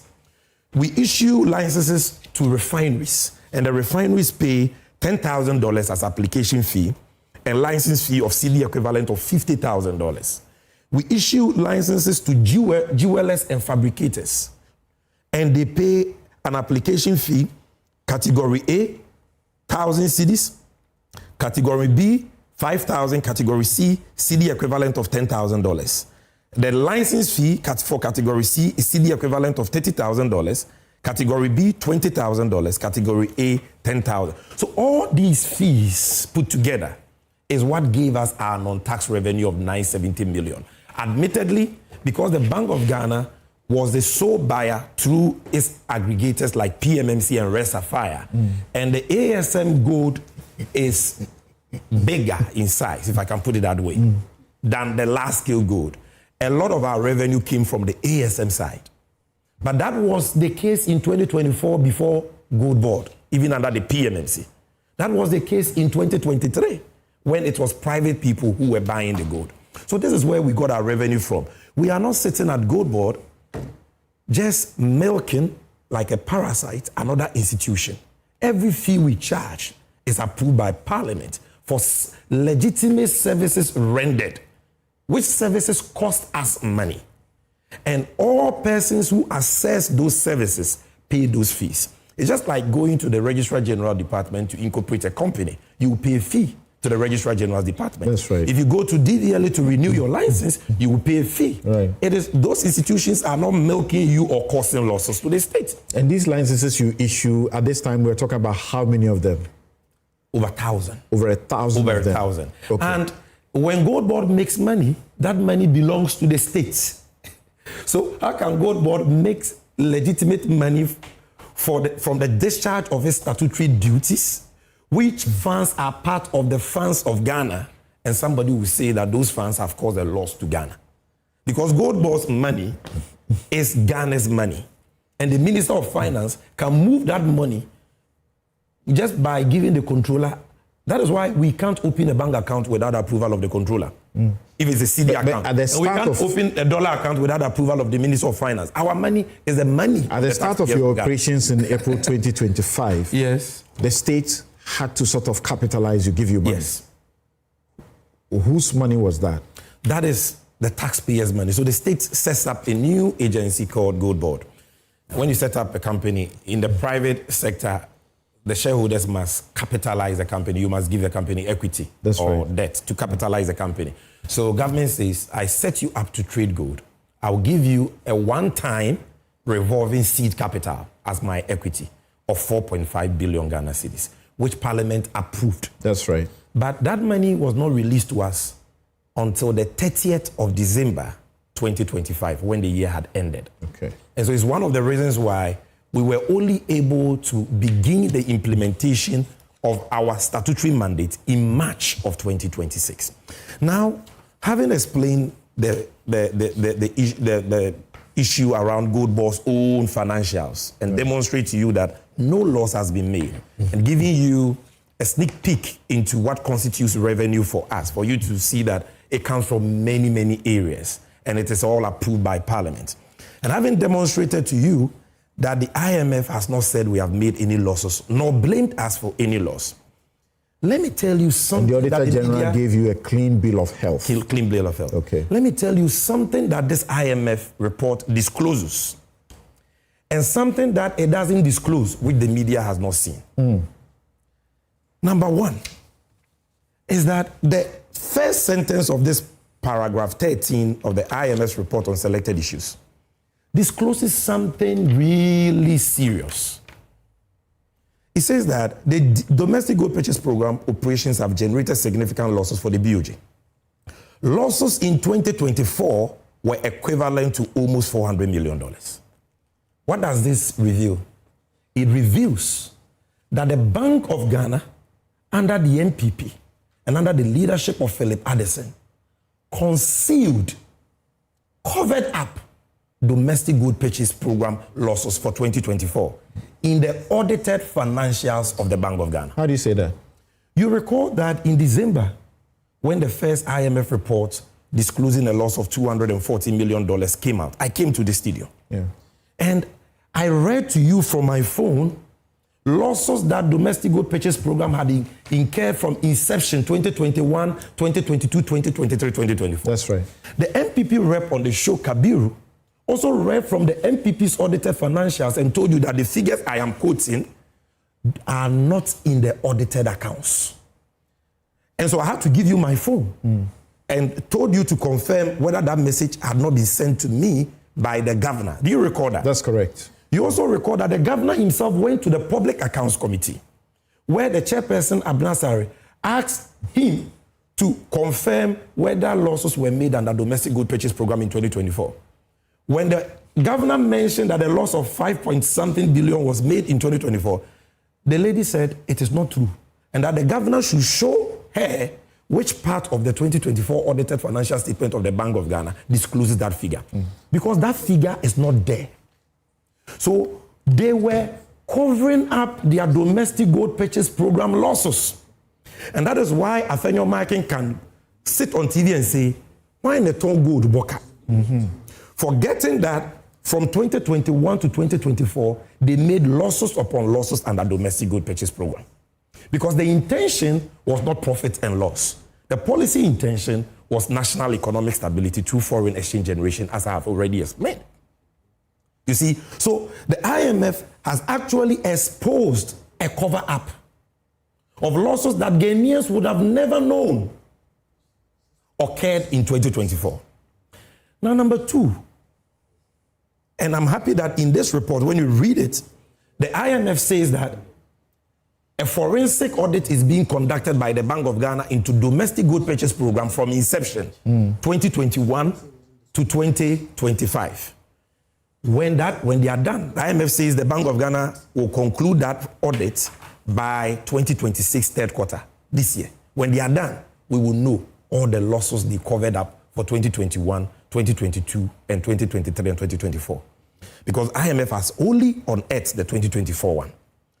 But do you know that this 2022 billion, this 2025, $22 billion CD loss, or $1.7 billion loss, is no news, and that the BOG itself has put out this figure, and that Major Online on the 1st of May 2026 reported that BOG had incurred a loss of 21.8 billion cedis. Just 1st May. And your producers have put it on the screen. Yeah. This was put on Facebook. Look at the date. Yeah. 1st May 2026. That's correct. BOG records 21.89 billion gross loss on Goldbod'S gold purchases in 2025 as government absorbed 5 billion cedis. This was the story Major Online did. And let me read the relevant portions of what the Bank of Ghana itself said in FAQs it released around that time. That's right. Question 17. This is Bank of Ghana. The question is, what is the precise breakdown of the gold program net loss of 9 billion? They give you a breakdown. Because the 9 billion they reported in their financial is net. The 22 billion, which is equivalent to $1.7 billion, is gross. So they give you the breakdown. They say the net loss of 9 billion cedis on gold transactions comprises two programs. The Gold for Reserve program accounts for 8.85 billion of that net figure. The Gold for Oil program, which was discontinued in March 2025, accounts for the remaining 203 million. So from January, February, March, Gold for Oil lost by Bank of Ghana 203 million. Goldbod'S is not part of Gold for Oil. Within the Gold for Reserves figure, this is the Bank of Ghana. The gross accounting loss on Dory gold transaction was 21.89 billion cedis. They didn't hide it. The gross figure was reduced by 3 offsetting items. A government cost share of 5 billion, representing the government of Ghana's agreed contribution to program costs in line with the strategic recapitalization of the bank. 2, realized fair value gains on monetary gold of 7.9 billion, being gains previously held in other comprehensive income that were reclassified to the profit and loss account upon the disposal of the related gold. And 3, interest income earned on gold deposits of 47.8 million Ghana cedis. So they are honest to tell you that the gross loss was 21.8 billion. Government said what we had done had benefited the nation and we needed to be recapitalized. So government gave us 5 billion. So we used that to reduce it and brought it from 21.8 to 16 billion. Then we had gold that we bought at price X, but the price had gone up to X plus 2. And we sold that gold, so we added the gains of 7.9 billion to reduce it further. And then we had gold deposits that we made income on of 47 million, and we used that to reduce it further. What you have left is the net loss of 9 billion cedis, which can be found in their note 13 on page 63 of their 2025 audited financials. No cover up. But you see, what the IMF has put out as the 2024 figure of $400 million is a net figure. So if you compare $400 million net, which is 5.6 billion cedis for 2024 net, to a gross figure of 21.8, that is not correct analysis.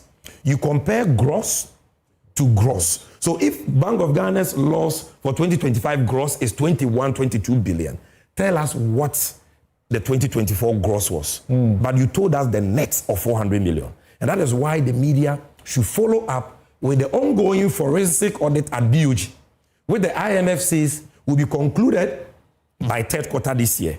And they are auditing domestic gold purchase program from 2021 to 2025. And we will know all the losses that some people covered up so that they can accuse others falsely for selling gold and incurring losses.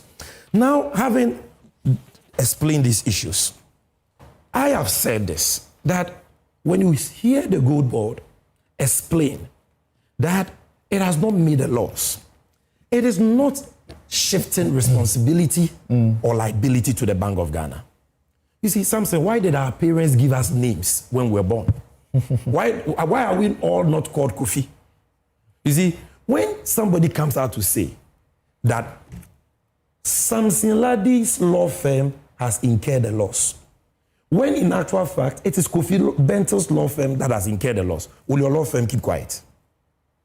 Of course, we won't be excited about that. And when you rebut, then they say, oh, every loss is a loss. So whether it is Samson Ladi's loss or Kofi Bentel's loss, there is a loss. I said, well, what be that? So what we are saying is that put the losses where they belong, like the Bank of Ghana itself has done and the IMF has done. And let us now discuss. And if we are discussing that, we have said that, look, the current leadership of the Bank of Ghana has done nothing wrong in the sense that they were implementing a domestic gold purchase program that was designed by the previous government not to generate profits. They designed it to generate foreign exchange, knowing very well that losses were going to be made. And that is why the government at the time announced that they were going to buy gold under domestic gold purchase program at spot prices. This was the announcement made through the Minister for Lands and Natural Resources, my good brother Samuel Abu-Jinapor, on November 28th, 2022, published by Graphic Online. Right. And in this publication, Abu-Jinapor is emphatic that on pricing, he says that Mr. Jinapor said gold to be purchased by the Bank of Ghana and the PMMC will be at spot price with no discounts. Who buys gold at spot price with no discounts and expects to make profits? So you designed it that way. You wanted economic benefits. Therefore, just to land so that you ask me the question you want to ask me, my argument in defense of the current leadership of the Bank of Ghana is this. If economic benefit was objective, then did they achieve it or not? In 2025 or 2024, when the same domestic gold purchase program incurred a loss net of $400 million, the rate of inflation was 23.8%. In 2025, when on net basis, they incurred a loss of $9 billion, which is $830 million. $9 billion, $830 million. The rate of inflation was 5.4% from 23.8. Food inflation 2024, 27.8%. 2025, 4.9. CD appreciation.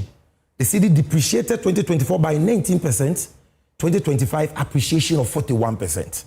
At the interbank level, you needed 14.7 cedis to get $1 in 2024 December. Under them, you needed 10.45 cedis to get $1. Lending rates reduced from 30% in 2024 to about 20% in 2025. And I can go on and on and on. We are all living witnesses to the economic benefits of what the IMF did, to what the Bank of Ghana did in 2025. So it is on that basis that I say that don't just look at accounting profits and loss. Look at what that program, which is different from what the Goldbod'S is doing in 2026, but look at what that program was intended to achieve and whether they achieved it. We can argue about whether they could have reduced the cost. That is a legitimate question. But don't attack them and don't say that that loss was because of corruption. Then this point, look, if you are watching me, write these figures down with all due respect. I had an institution through which every gold purchased, assayed, and exported must go through. And so I can tell you that in 2024, the Bank of Ghana bought gold of a total of, ASM gold, of a total of 46 46.5 metric tons. Write it down, 46.5 metric tons. That gold was supplied by two aggregators, Red Sapphire, private company. They supplied 31.5 tons. And PMMC supplied 15 tons. So Red Sapphire supplied more than double what PMMC supplied. So 46 tons. The value of that gold was $3.2 billion. So somebody bought gold of a quantity of 46.5 tons, worth $3.2 billion, and incurred a net loss of $400 million. Then somebody in 2025 bought gold of 104 metric tons, valued at $10.9 billion, 10.9, and recorded a net loss of 9 billion cedis, equivalent to $840 million. Do the math and judge whether this in 2025 there was cost efficiency or there was recklessness. And finally, on that point, because I want to address the reasons that have been canvassed by Afenyo Markin and some commentators to the effect that Goldboard is responsible for BUG's losses because Goldboard was the one that bought the gold, because Goldboard charged fees. So that's the central question I was going to go to. Yes, but I want, before that, I just want to reading make the one IMF last statement. All right, okay. I want to make one last point. Okay. Now, if you don't want to believe Sami Jenfi that the Bank of Ghana did nothing wrong in 2025, and that whatever accounting losses that were reported is in line with policy design and reflects all the losses that the BOG has made under that program 2021, 2022, 2023, 2024. And that you should assess them not only on the basis of the accounting losses, but the economic benefits that generated. Right. Without prejudice to the call for us to look at whether or not they could have done so or achieved the same thing at a lower cost. At least listen to the MPP. And I'm going to read the words of the MPP to you. In September 2025, not 2024, 2025, yeah. Okay. Imani came out with a publication on gold for oil, where they blamed Bank of Ghana for opacity surrounding gold for oil, and said that because of how they had poorly managed gold for oil, which is a component of domestic gold purchase program. Okay. Domestic gold purchase program is made up of gold for reserves, gold for FX, and gold for oil. Right. Imani said because of how you poorly manage it, Bank of Ghana had made losses. The MPP issued a press statement dated September 29, 2025, and sought to rebut that claim that had been made by Imani. This is what the MPP said. Point 4. Imani claim. Imani interprets BOG's reported losses under the Gold for Oil program as evidence of financial mismanagement or diversion.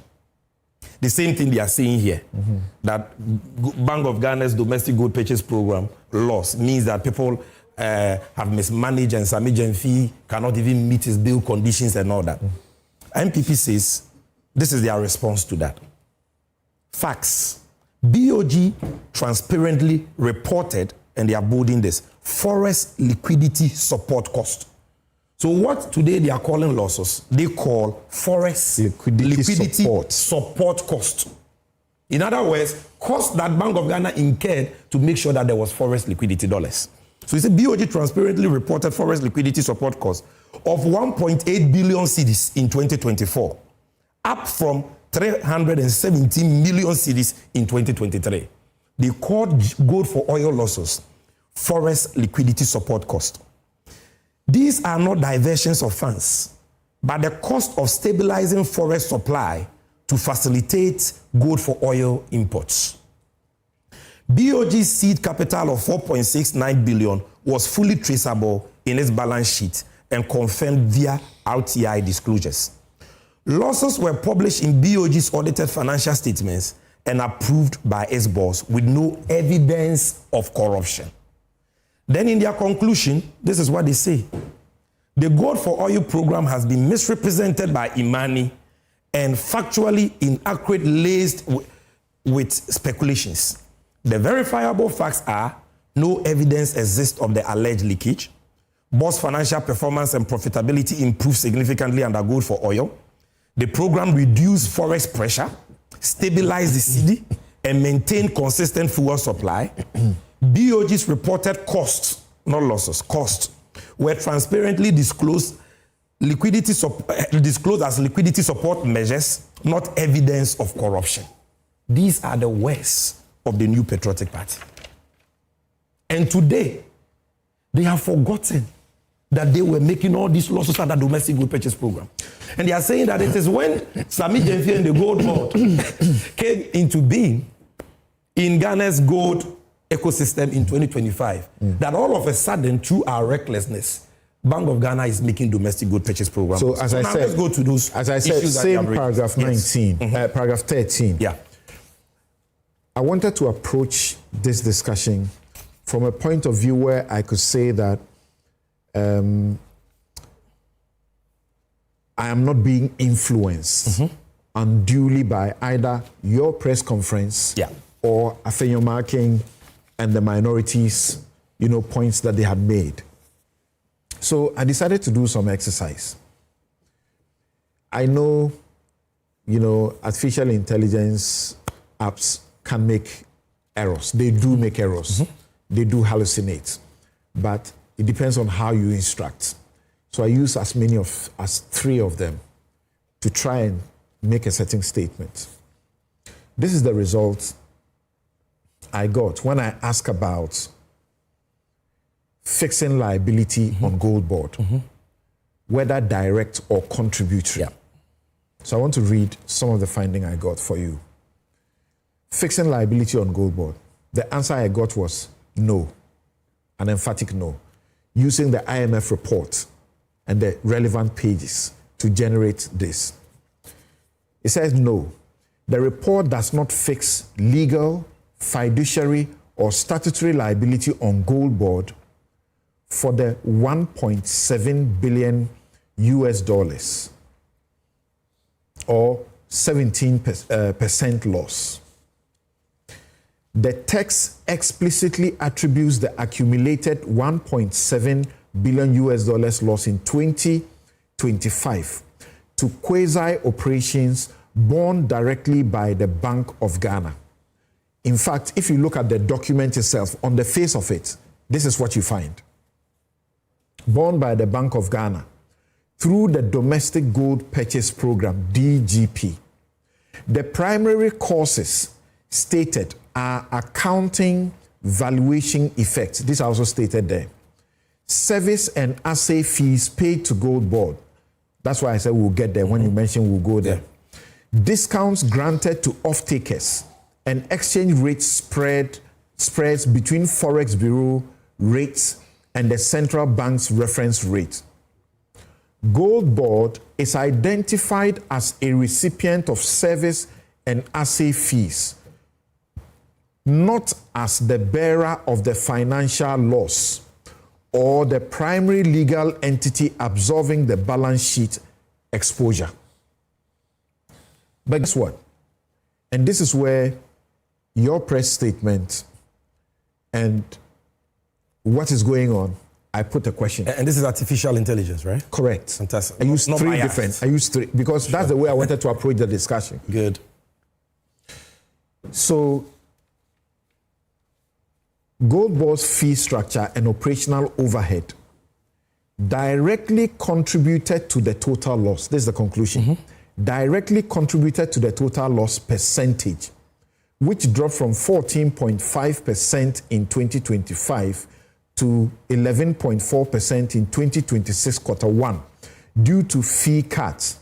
However, from a strictly or financial liability perspective, the financial loss remains categorized as a quasi-fiscal balance sheet loss of the Bank of Ghana rather than a debt or liability owed by Goldboard. Fantastic. Do you subscribe to this? I will explain something to you that maybe in this discussion I've not even had the opportunity to explain.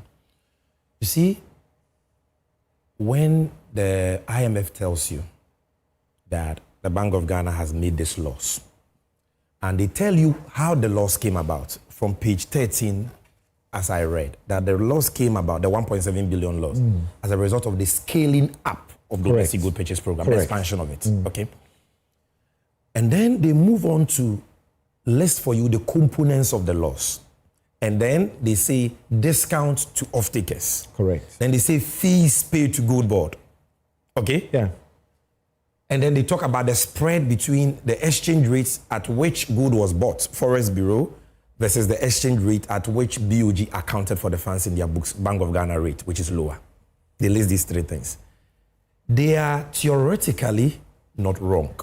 And I will explain that to you. They make a genuine mistake, which I will not even, that is why in my press conference, I termed it mischaracterization. It stems from some of the reports that we share with them. And I will explain that to you. In trading gold, nobody buys gold at spot price, generally speaking. Because the spot price is the full price you can get when you are selling that commodity.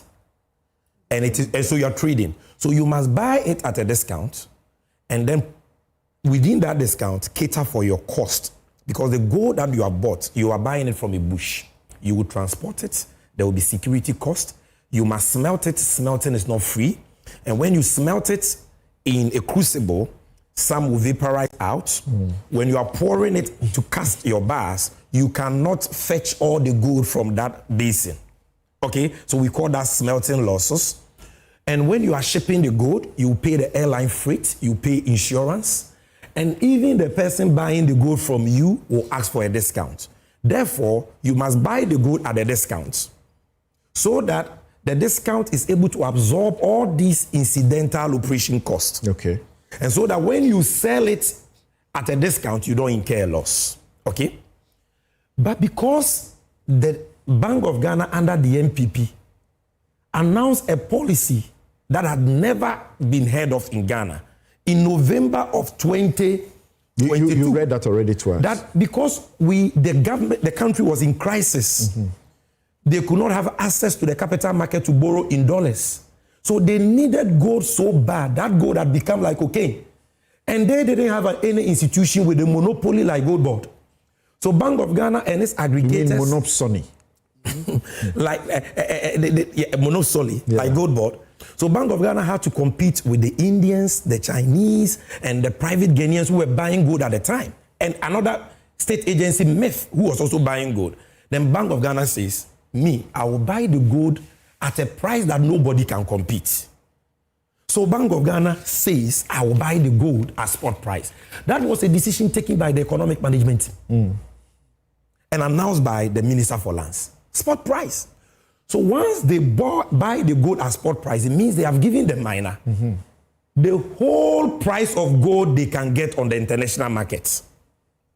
Therefore, any operational cost will be lost to them. That's right. What is that operational cost? The fee they must pay the agent for transportation. You've mentioned all of them. For logistics, for smelting, for freight, for insurance, and for asset fees. All that will now be the reason for the loss. But in actual fact, is that the reason for the loss? No. The reason for the loss is that you are buying the gold at spot price. Spot price, correct. It's as simple as that. So when the IMF says that the component of the loss has to do with fees paid to Goldboard, off-take discount, everybody sells gold at a discount. In Dubai, the Dubai market itself has what is called Dubai discount. So why is it that the traders don't blame that discount for losses? Nobody can sell gold without a discount. Even LBMA gold, you will sell it, the large scale mining company will sell it at a discount. Why? Because the buyer must cater for his cost of refining. You are giving the person raw gold. The buyer must cater for the logistics, the cost of the shipment. So how can off-take discounts be the reason for loss? Unless that off-take discount is proven to be excessive. It's like a client coming to Samson Ladi and says, Samson, I've been arrested by the police. I need bail. And Samson wears his gown and goes to court and applies for bail. Obviously, you will charge the person fees. Correct. For legitimate legal services rendered. Unless it can be proven that that fee charge breached the GBA scale of fees. Have you committed a crime? And so if that client was a trader and he added your fee to his cost. And because he was not efficient in managing his costs, that leads to a loss. Is something the reason why he has made a loss? No. So the reason why Goldbod fees, offtake discounts, and all those incidental operational costs will be listed by the IMF, Bank of Ghana as the components of the loss is because you are buying the good at spot price. Okay, that is why I say to those who say that look, Parliament is the one that has said, Goldbod, you are performing assay. Assay is not free. You need to generate IGF. So when you conduct assay, charge 0.25%. You understand? That fee is not only Bank of Ghana who pays. Okay? The large scale people too paid yes, $90 per sample. Why is it that the large scale people are not making losses? Because the same fees that Bank of Ghana pays and private good exporters also pay, large scale people pay. Why are the large scale people not making losses despite paying the same fees? You get a point here. Why is it that in 2024, when there was no Goldbod, yet the Bank of Ghana made a loss net of $400 million? What this means is that even if President Mahama had not established Goldbod, even if Sami Jenfi had not gone to Goldbod, the Bank of Ghana will still incur assay fee. Because to export gold, you must determine the value through assay. Even if Goldbod did not exist, whoever was buying the gold for you, you will pay service fee. The service fee of 0.5%, which per the September 2023 gold purchase agreement between PMMC and Bank of Ghana, is supposed to cater for transportation cost, logistics, smelting losses, and everything. I'll read that to you. They mark this agreement confidential. You see the opacity, nobody knew of it. You say you don't know why it should be confidential. That's why I've published it, and I'll give you your copy today. And you look at paragraph 6.3, subclause 13, it says, buyer shall bear the buying agent. Buyer is Bank of Ghana, buying agent is PMMC. Sami Jenvi was not there, Goldbod was not there. Buyer shall bear the buying agent service charge into bracket operational cost of 0.5%. of the utilized portion of the advance funds for acting as buying agent of buyer, unless otherwise agreed in writing between the parties. The service charge or fee shall cater for logistics and transport cost, insurance, security, smelting loss, and trade margins. Not free money. And this Bank of Ghana was paying to another private aggregator, Resafai, who bought 100% more gold in 2024 than PMMC. 31.5 tons against PMMC, 15 tons. In 2025, these losses that they want to blame on Goldbod, do you know that this private company, Resafai, bought 11 tons in 2025 when there was Goldbod? Because Goldbod Act was passed in April of 2025, and we started operationalization in June. Before June, Resafai was buying gold in the market for Bank of Ghana, and they were being paid the same service fee. Right. So why is it that Resafai is not the cause of the loss, but it is Sami Jenfi and Goldbod? Why is it that in 2024, when they made a loss, PMMC was not the cause of the loss, but all of a sudden it is Goldbod? Because the same fee that PMMC was paid, Goldbod was paid for its services, agreed to in an agreement. Is that to suggest that you are ready to accept that if the MPP agrees that PMMC was responsible for that loss, then same will apply? Will that be factual in the circumstance of what you have said? That is exposing the duplicity, or if you like, hypocrisy. Because in 2024, BOG makes a loss, and you say that one is BOG, it's not PMMC, it is not Resafai. In 2025, you say, oh, it is the buying agent, Goldbod. Then I'm saying, what about the other private company who in 2025 also bought some? Now, even if they made that argument, they will be consistent, but they will not be right. Okay, that's the point I was asking. But they will not be right, but they would have shown to be consistent. It would have shown that the argument doesn't stem from malice against Sami Jenfi as a person. But it would have shown that they clearly don't understand the real cause of the loss, which is the fact that gold is being bought at spot price. And therefore, there will always be a loss because any expenditure on that spot price is a loss. Now, it's like what Ataisa said. Cocoa Board has buying agents who go to the bush and buy cocoa for Cocoa Board. And they are paid a margin of 12.75% on the producer price. When in Ghana have we blamed license buying companies for cocoa board losses? Okay? And something, they move from this and they say, oh, but the gold was bought by Sami Jemfi and Goldbod'S. The gold was bought. So why should they not take part of the blame? It's like saying that somebody comes to you as a suspect, because you are a legal practitioner, courtroom practitioner. I'm using legal examples, okay, so that you will appreciate it. So somebody gets a criminal matter, the person is denied bail, you are approached to go and apply for bail. You apply for the bail and secure it, and you take your fees and you go. But the matter moves to trial, and the person goes and engage Kofi Bentel as the lawyer for the trial. And then he is convicted. Then somebody comes to say, the reason why that client was convicted is because of Samson Ladi. Because Samson Ladi was the lawyer who applied for bail for him.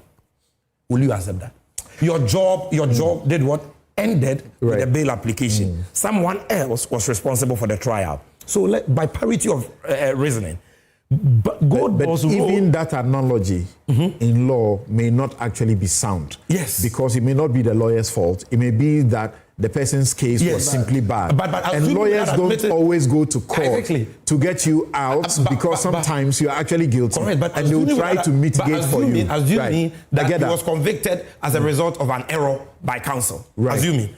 You can't still blame Samson Ladi. Because Samson Ladi's engagement had to do with the bail application. Okay. And hold on. No, let me wrap up there. I'm told by my production that we have 10 minutes and we're going to raise a couple of other issues. So hold on. Yeah. And the conduct of the trial lied with Kofi Bentel. By parity of reasoning, Goldbod'S role as a buying agent, just like Red Sapphire, just like PMMC did in the past, starts and ends with take money and go and buy gold for me. Right. In selling that gold, Goldbod'S is not parts. Goldbod'S is not a signatory. Goldbod'S does not determine who the off-taker should be, what the discount should be. Goldbod'S has no role in gold sales. So if profit is a function of selling price minus cost, and Goldbod'S is not involved in determining selling price and the conditions for selling that gold, how do you blame Goldbod'S? Just because Goldbod'S participated in buying gold. Then it means that any institution trading gold in Ghana, when you make a loss, blame Goldbod'S or PMMC because we charge you fees. Right. Argument. So according to the IMF, the issue of discounts. Yes. The IMF notes that discounts granted to off-takers, exporters contributed to the program's losses.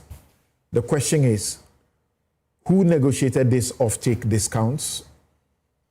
Did Goldbod'S have any hand in approving them? Question. Goldbod'S in 2025 was a buying agent. Right. It was not a signatory to off-take agreements. Okay. He had no power to determine who would be an off-taker and what the discount would be. Right. But even on that off-take discount, it is not the reason for the loss, like I explained. Because off-take discounts are standard features of gold trees, especially raw gold trees, what we call dory gold. Right. And so, unless you can show that the off-take discounts were unreasonable, you can't even blame any off-taker. Why? When MPP was in power, Samson, just 1 minute. Right. They had only one off-taker. You don't know that. That off-taker was called Alpha Stream. Nobody in Ghana even knew them. Alpha Stream. They were a middleman for another off-taker called Stonex. Yet the Bank of Ghana signed the off-take agreement with the middleman. Do you know at some point what the discount was? 2.2%. It was the Esiama-led BOG that brought it down in 2025 to 1.2%. How do you blame 1%, 1.2%? Now Goldbod'S, we give 1% off-take discount. That is a standard discount you give on ASM non-traceable dory gold, sales. So that is not the reason. The reason why the IMF will say that is a component of the loss is because the purchase price is at spot. Right. So the real cost of the loss is the purchase of gold at spot. And then somebody will say, but why did the buying agents buy it gold at spot? Okay? And why did the buying agent also buy it at a Forest Bureau exchange rate? Now as we know, there's a motion before Parliament. No, if I can deal with this last one, then the motion, because my 10 minutes, let me use it well. So they talk about this exchange rate argument and the spot. The buying agent is there to follow the prescriptions of his principal. So if the principal says by policy, I am going to buy gold at spot price, and by policy, I buy gold at market retail rates, the agent cannot say I will do otherwise.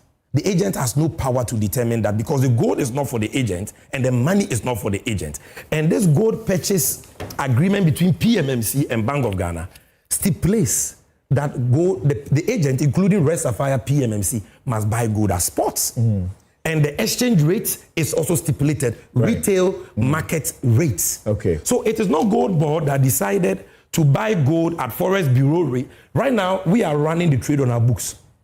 We buy the gold at interbank rates minus 10 pesos. I'm announcing this here for the first time because people don't know.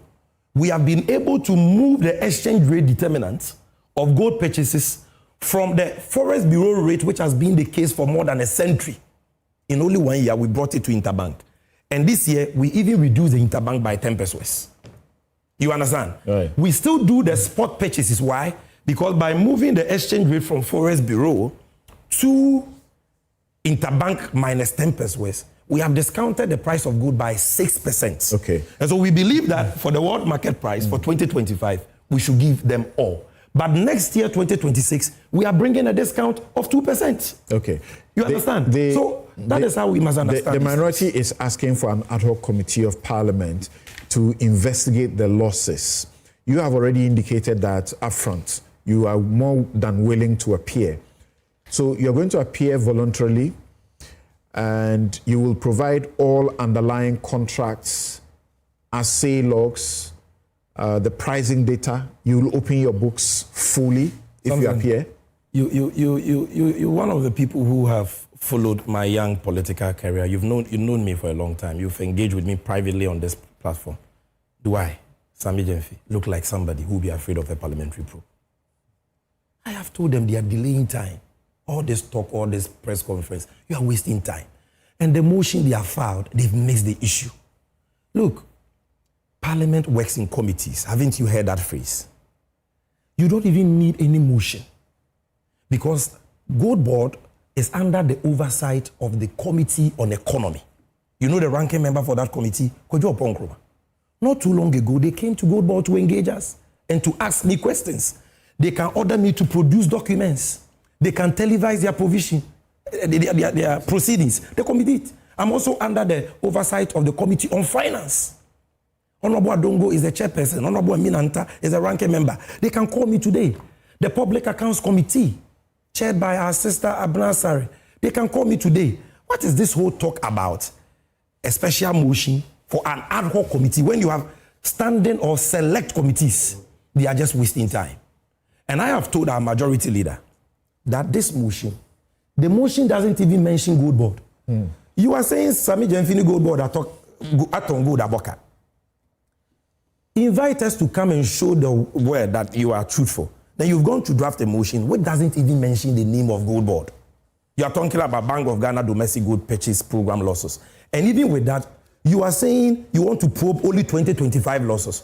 If we have to probe Bank of Ghana domestic gold purchase program losses, then let's expand the issues and start from 2021. That's fair. And let's bring Addison, let's bring Kwesi Ewua, my predecessor. Let's investigate domestic gold purchase program. Why limit it to 2025? Right. So the call is a challenge between Goldbod and Afenyo Marken. He says, Goldbod Aboka. Beyond the minority, there is also this large section of the public that is concerned about Galamsey and say that you have been talking about traceability for a long time. So we should probe. But you are not implementing traceability. So the small-scale gold you are buying, how sure are you that you are not the one actually buying if we are to illegal gold? So if that is a reason for a probe, I'm saying that then probe it from 2021 under domestic gold purchase program. And the records will show that people bought gold for oil, gold for reserves, gold for FX, and they made no efforts to implement traceability. We, a barely 1 year statutory corporation, are currently involved in a national competitive tendering process to acquire the traceability for Ghana, traceability system for Ghana, to allow us trace every ounce of gold we buy to their mine of origin. This is historic. And this is not, if I could do when is that expected to become sourcing without Suleiman Abrahama coming after me, I would have concluded that process. But, government bureaucracy, you have to go through that process. That we will finish the procurement in the next 2 months, I believe, and the onboarding of the over 1,000 licensed small-scale miners will start. And then we will look at registered cooperative mining schemes who are committed to undergoing training to operate responsibly, and we'll onboard them as well. And then we'll go to Parliament to pass a law on what should happen to gold which is not traceable, whether it should be confiscated by Gold Board, because currently our law is silent on that, whether we should not buy it or whether we should buy it at a punitive, So, but if that is why you are calling for an audit, then let us broaden it and start from 2021. Right. As we wrap up, there are concerns that you are CEO of a very important state institution. You are contributing greatly to the stabilization of, our economy, so to speak. And yet, when you hold a press conference, they expect the Sami Gyamfi CEO and not the Sami Gyamfi who was doing political campaign, speaking for his party. Your choice of words directed at the minority leader and some other persons. What do you have to say about that? Because one of your own, Van der Poel, even had to say that you miscommunicated. Yeah. And then suddenly he's under siege. He's had to come and apologize. All right. Now, I'll deal with these two issues quickly. Right now, you've hosted me for more than an hour, I guess, right?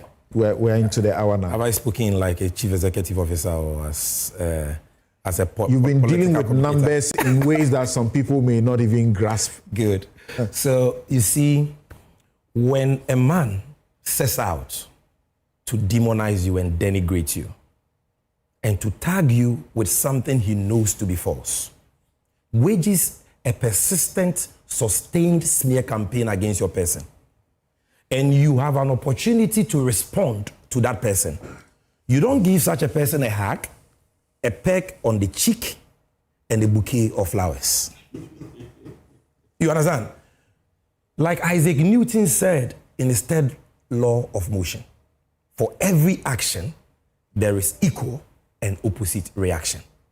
Afenyo Markin got the response he deserved. I never insulted him, and nobody can show me one word that I used that was insulting. Even at the start, you seem to suggest that you don't know who he is. It's part of setting Afenyo Markin. Yeah. That is how you respond to somebody who projects you as being liable of a criminal offense and says that you will not be able to meet your bail conditions. And this is all he said. Let's listen to Afenyo Markin. If I could let's listen to him. Hold on. Let's listen to him.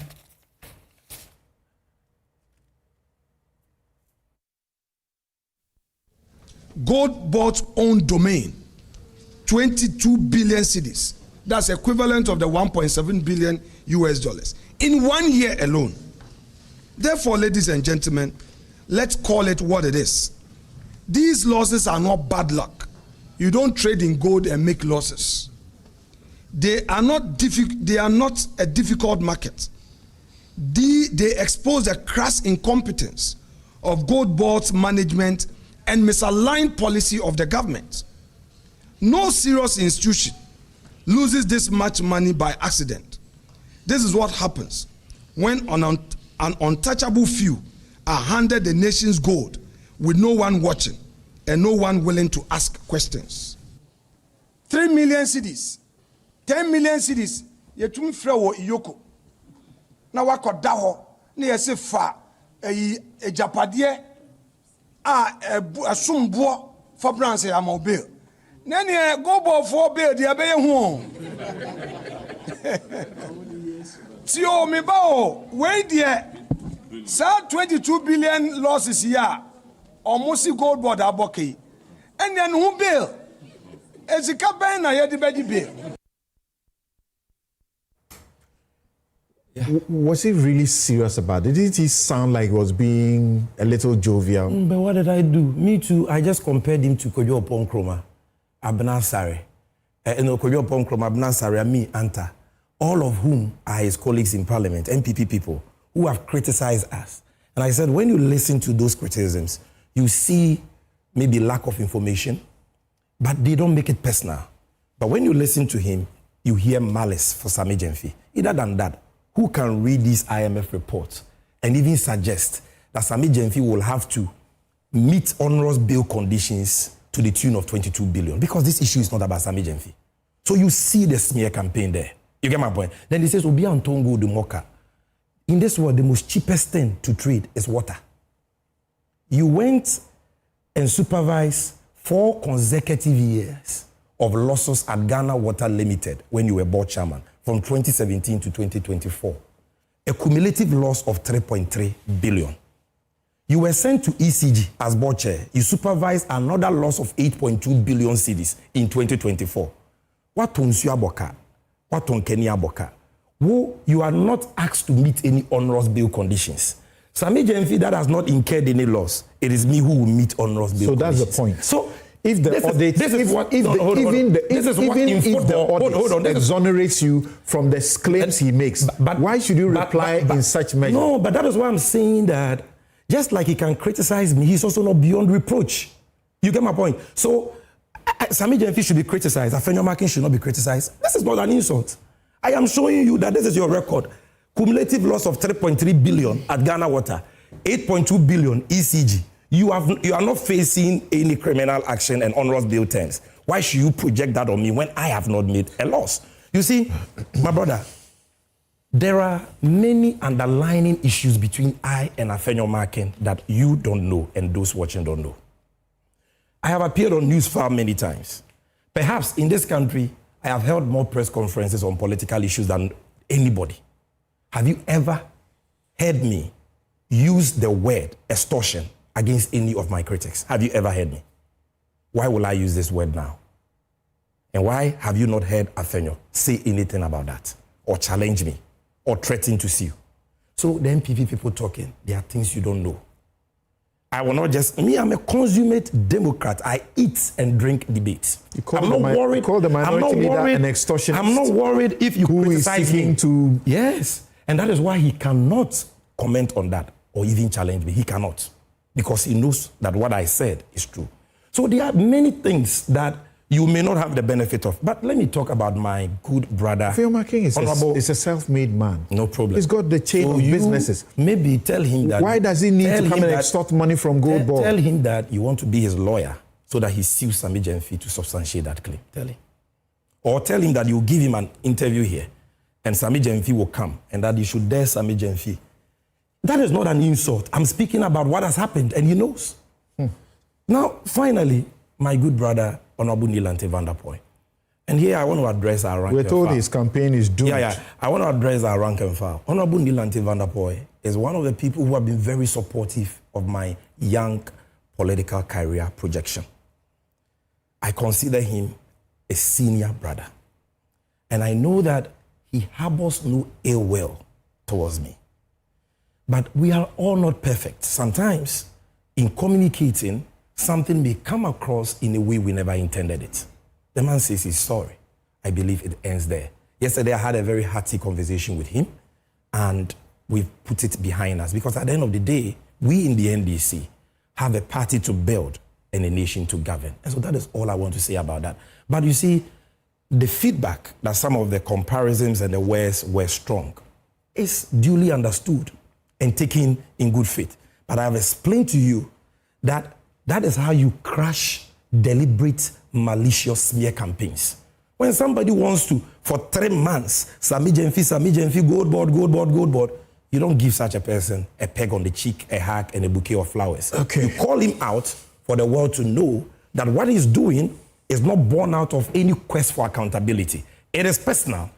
And the reason why he is on that personal smear campaign is extortion. Don't repeat that.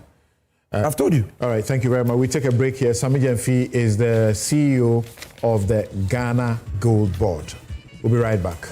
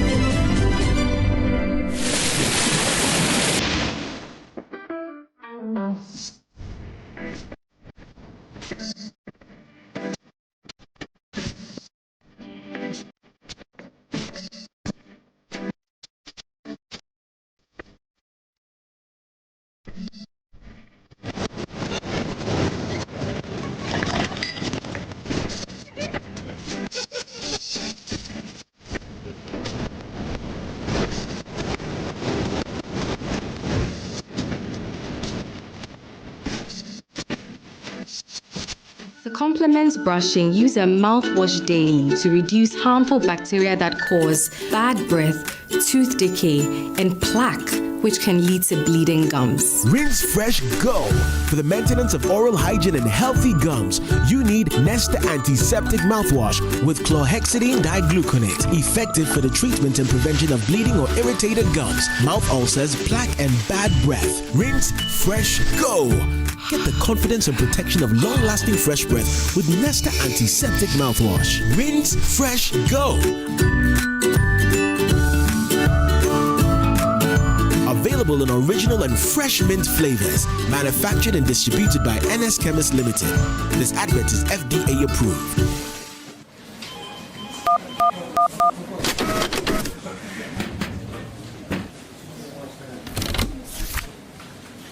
Why? What's wrong? Paper jam. Introducing Ghana's leading pay-as-you-copy photocopier leasing company. Lease an A4, A3, heavy-duty or production machine and pay for only the copies made or design your own payment plan. Simple and tietia. That's not all. Incredibly, toners, repairs, maintenance, follow-me printing, centralized tracking all come free of charge. Remember, financial prudence is the name of the game. Folks, forget about the expensive gimmicks and be smart. Join the hundreds of satisfied clients across all the 16 regions and every sector of the economy and save over 60% of your printing costs. Visit us at www.valexlease.com or call 0244-644048. Be prudent and lease a copier. Terms and conditions apply. Valex Lease is a wholly owned Ghanaian company. Valex Lease, affordable document management solutions. Drive EVGH was built on a simple idea that driving can be better. It can be cleaner, smarter, and more refined. Today, we offer a range of electric vehicles that meet you right where you are. From luxury models that deliver power and prestige to everyday vehicles designed for practical, intelligent mobility.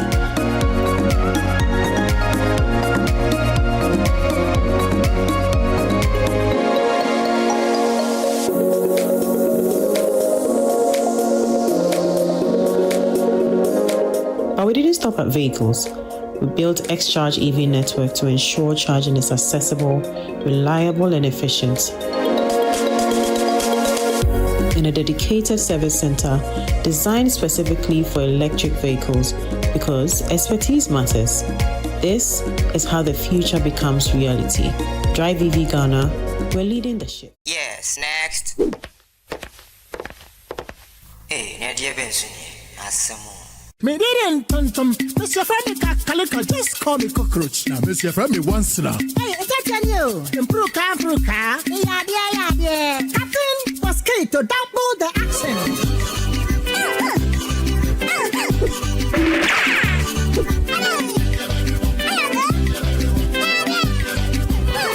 Me didn't sasso spray. Mr. Femi sasso quell. Yeah, go to my sasso.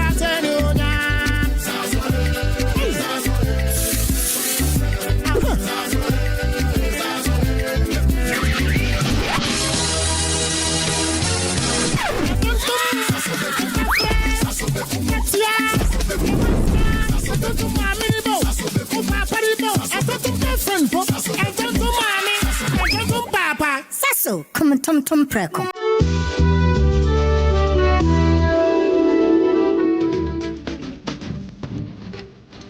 Something big is coming. The Republic Bank Joy News Habitat Fair 2026. Change is here. Get ready for the Republic Bank Joy News Habitat Fair 2026. Your gateway to home ownership and exciting property opportunity. But first, don't miss our mini fair at the Achimota Mall, happening on Friday 21st to Sunday 23rd August 2026. Come and explore amazing offers, connect with industry experts, and take the step towards owning your dream home. For sponsorship and exhibition, call Selassie on 02 233-233-444. The Republic Bank Joy News Habitat Fair is in partnership with Republic Bank. We are the one for you. And powered by Drive VVGH. Drive into a sustainable future. What?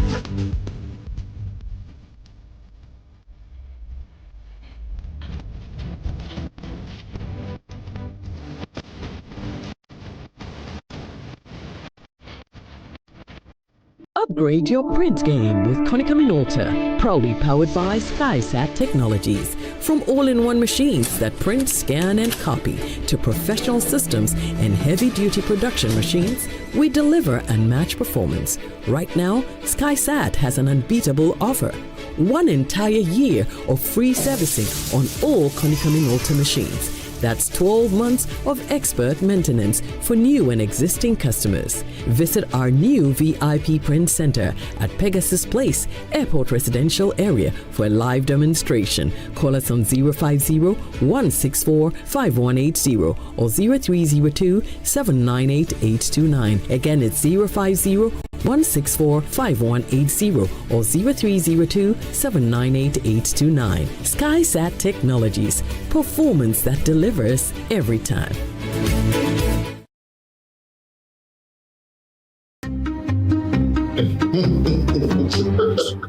That's right. Did you see that? That is me. Without me, that tap would just be decoration. That's so. So when the water comes, where exactly is it waiting? Pipe. I also didn't see any bedroom no. Me tank. Me na me kura. At least I move water.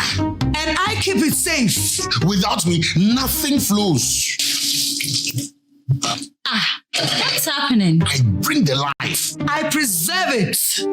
Hey, why is the water going on and off like this?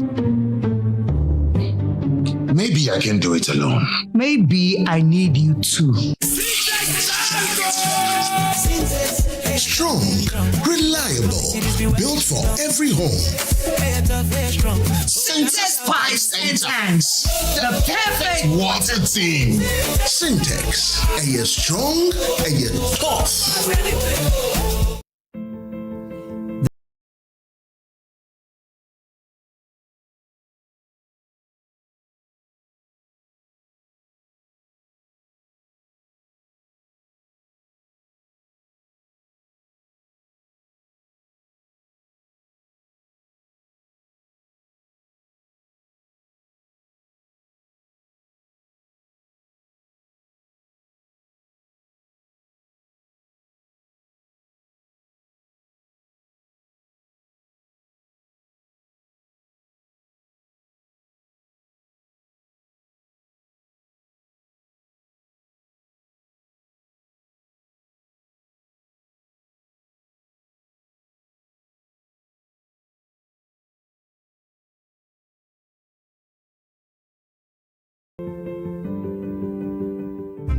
Late night study session, endless assignments, and now these urchins and mosquitoes.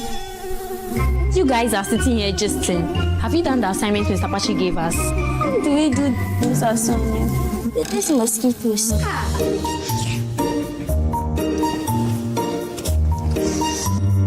Let me quickly upload this and deal with these mosquitoes. See miracle. Abro mosquito spray. Solution to keep your home mosquito free.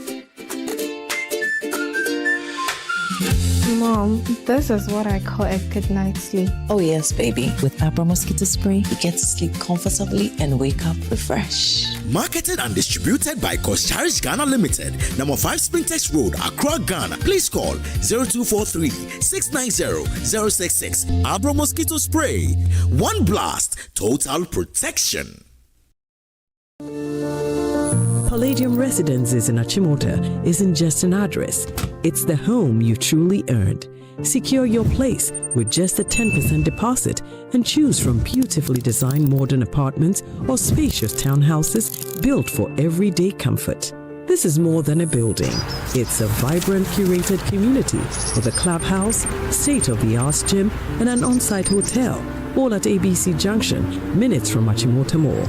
Enjoy city energy while retreating to your private sanctuary. Call now to reserve your unit and benefit from limited launch incentives, including priority unit selection, executive pricing, and flexible payment options available. Don't miss the chance to pick the best homes. Book your private site visit today. Call 050-9823-424. Palladium Residences. Live smart, invest better.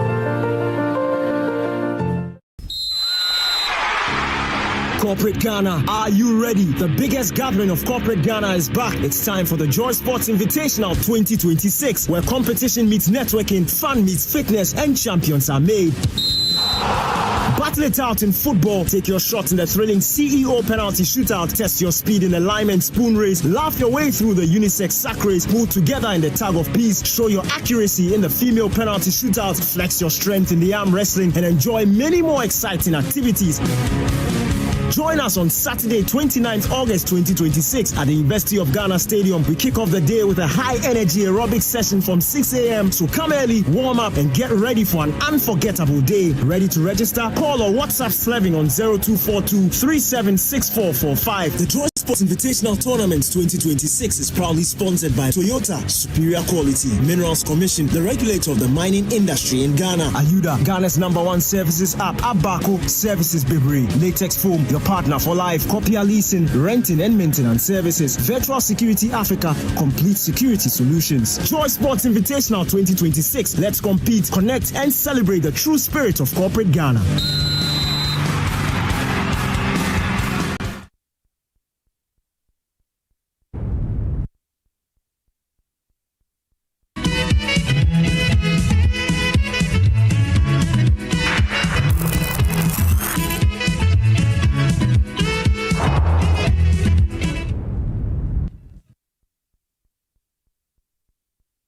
You're welcome back. This is Newsfile, it's your most authoritative news analysis platform, and here on Newsfile, as always, we put Ghana first.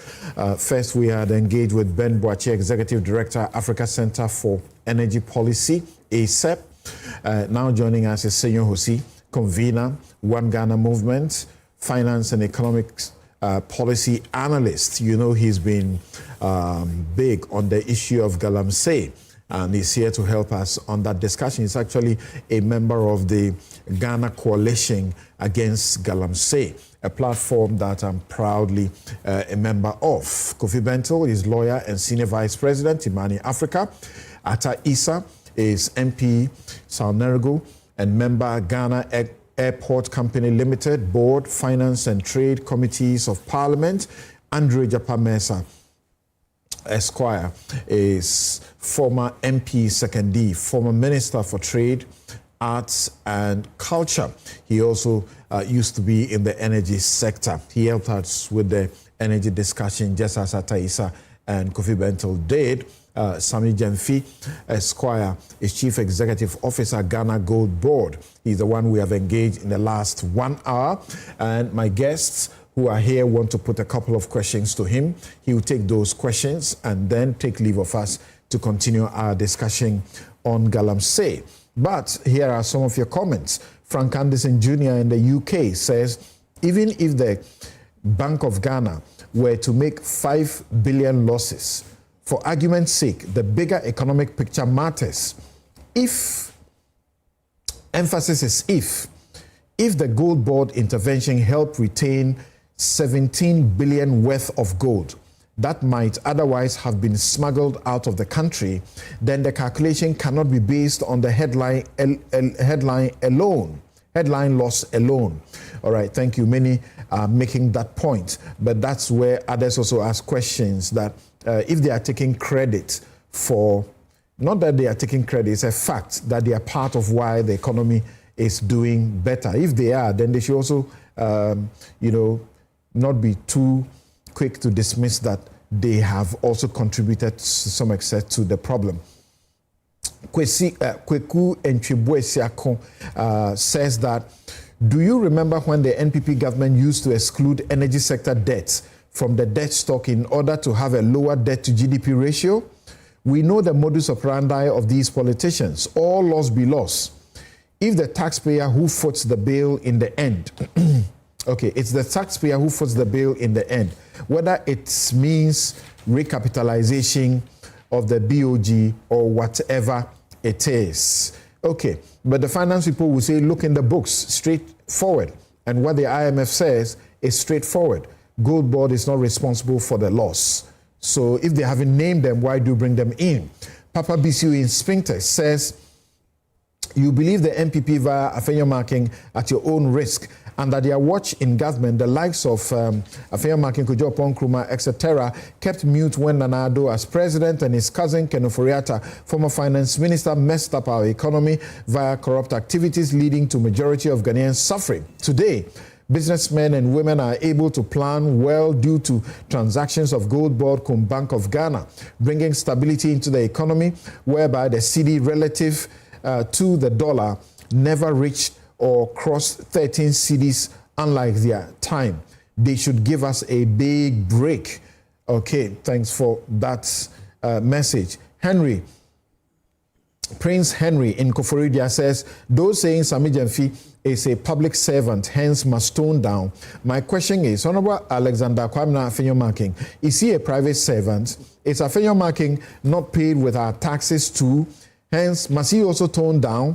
The fact is, the NPP just want to hang something bad on this government just to equalize, because the NPP has seen that there hasn't been any scandal since the NDC government took over.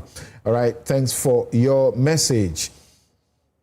Musa Abatua in Nasawasi says, from the veritable facts laid down by Sammy Gyamfi, it appears Afenyo Marking may be using the attacks on him and Goldbod'S to protect his position as minority leader, amid speculation that a Bawumia-led MPP could replace him. Ghanaians should recognize the political strategy behind the propaganda and move on. Manche Bruce II says Goldbod'S cannot be insulated from the $1.7 billion loss. According to the IMF and subsequent reporting, government, BOG and Goldbod'S signed an agreement in July 2026 to transfer all DGPP operations from BOG to Goldbod'S, with responsibility for those losses now transferred to Goldbod'S for onward absorption by government from July 2026. The IMF explicitly welcomed this to prevent further financial risk being placed on the central bank's balance sheet, and called on BOG to discontinue the quasi-financial operations. So that's what you mean there. Master Planner Junior says, Lawyer Afenyo Marking never mentioned Sammy Gyamfi's name. Really? He said Goldbod'S bail and not Sammy Gyamfi's bail. Please watch the video again properly and listen to the entire conversation. Thank you for your input as well. Okay, now let's get a couple of questions for Sammy Gyamfi from my guests who have questions and have been patient in keeping mute for the 1 solid hour. Yes, Kofi, right. You shoot first. But once again, I must say that the extortionist claims against Afenyo Marking and daring him to take a suit, whatever all of that means, we don't think it is fair, because he's not here to respond to himself. For himself. Yes, even though we had attempted to have him on this program, he is presently not available here to be able to respond to himself. So we believe that it is an unfair, attack on him. And Kofi, yes. Right. For me, I want to put these things in perspective. Mm-hmm. For the 1 hour Sammy spoke, he will lose some people. See, Sammy read NPP's response to an Imani analysis years ago when all of this started. And my interest is in putting these things in perspective and then kind of explaining to the general public why we are where we are and where we should be going. And the fundamental point I want to make is that Goldbod'S is one of the best ideas we have had since independence. It's the one thing that solves a major problem we haven't been able to solve, for which our economy has suffered. Taking charge of our gold resources. It never made sense that we are a gold producing country, one of the biggest in the world, And we always had to struggle with Forex and struggle with all kinds of things. We fixed it with Goldboard. But Goldboard is not perfect. And this is why I start. So, and let me tell this. The Auditor General's report shows that they are perfect, clean, squeaky clean. I'm trying to really make a certain change. Go ahead. I beg you, help me. There was a time many multinationals, a number of them in this country, needed to repatriate their funds outside. They had billions of cedis. If they went to the Forex market to buy dollars, which is what they need because they can't transfer the cedis directly, our cedi would have crashed. Everybody would have suffered. As the problem sat there, it got to the table of Dr. Baumia. And he came up with an idea. The idea was, okay, give us the cedis. We will buy gold because we have gold in Ghana. They bought the gold, gave them the gold. And with that, they repatriated it. Our cedis stabilized. They took their gold, they got their foreign exchange. That's where the idea started. It tells you what is possible. Now, from there, that's a raw, crazy market arrangement, buy gold. That's where the spot price thing comes from. If you want to mobilize that much gold, you buy it at a price that is better for the guy who is doing it so that he doesn't sell to somebody. Spot price happened there. But what it means is that we were solving a problem there. And therefore, you needed to buy it at that spot price, and there was a nominal loss. But there was a greater benefit because the whole economy was saved. Then it was better processed to go for oil, go for reserves, and go for those things. Imani looked at it, and we foresaw what Sami Gyamfi is going through today.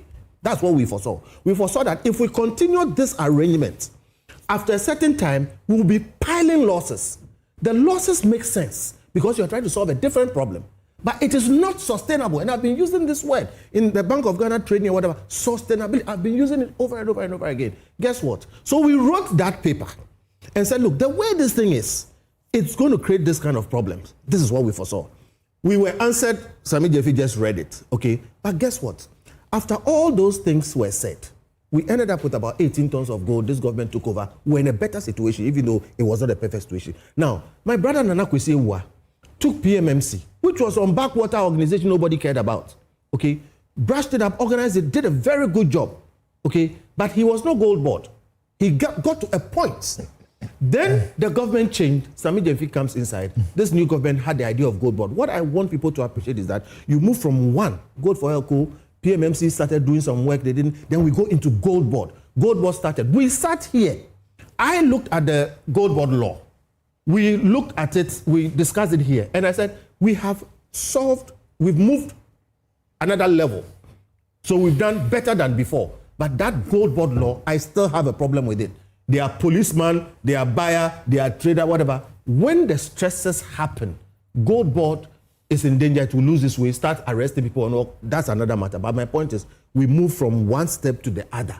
Goldboard is the best we've done so far, but it is not perfect. Now, at that time, it was Bank of Ghana that was trading gold through Goldboard. The losses belonged on the books of Bank of Ghana. They created problems for Bank of Ghana. And we said that wasn't a good thing to do.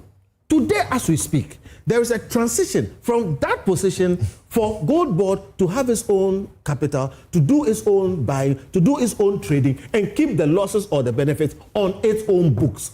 If you watch what I'm saying, we've moved from 1 to 2 to 3 to 4. Each time we do better. We have not reached the point where we are perfect yet. So here's the point. Anybody trying to suggest that Goldboard is a mistake is wrong. Goldboard is the best we have done with our gold resources yet, but it is not perfect.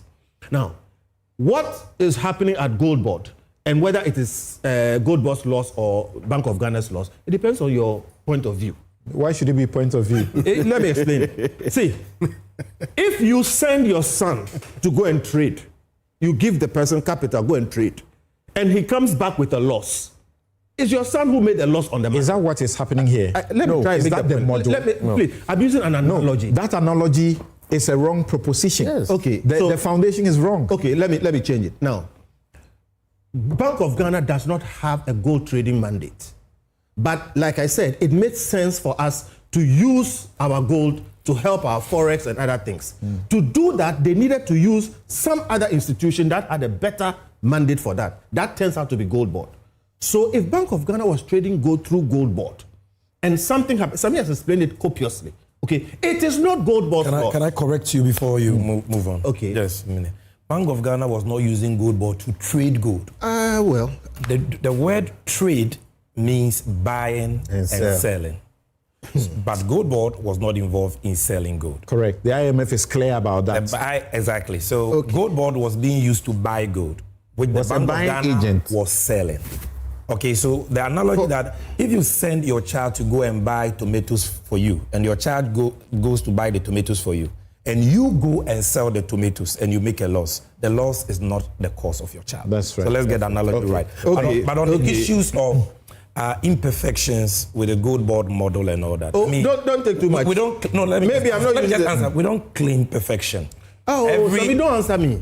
You let me finish my. You had one. Okay, listen. One of the quotations from the IMF says BOG incurred losses from quasi-fiscal activities in the gold sector, exacerbating its negative equity.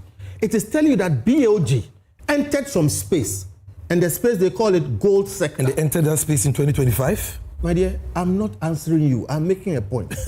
It's not about 2025. I'm making a general point. The bigger picture is we have, as a country, to deal with this issue of how we deal with our gold and our forex stresses and the way it affects our economy. And so it became necessary for BOG to wade into some of those spaces. BOG is not a perfect institution to do quasi-fiscal activities in the gold sector.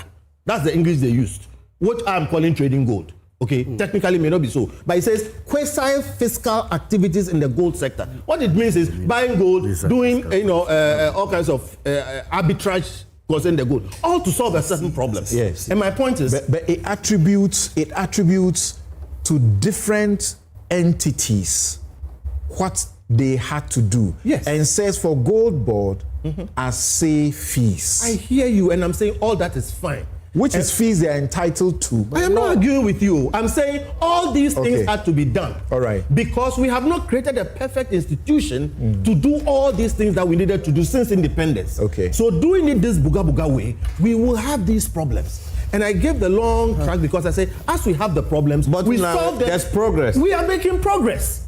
Look, no great victory is won without great struggle.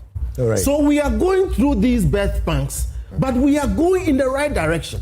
And we are incurring some losses. At the beginning, the losses squarely belong to BOG. They are BOG's losses. They sit on BOG's books. That's why they are capitalizing or whatever it is. So I agree when Goldbod'S says we haven't made a loss. Okay.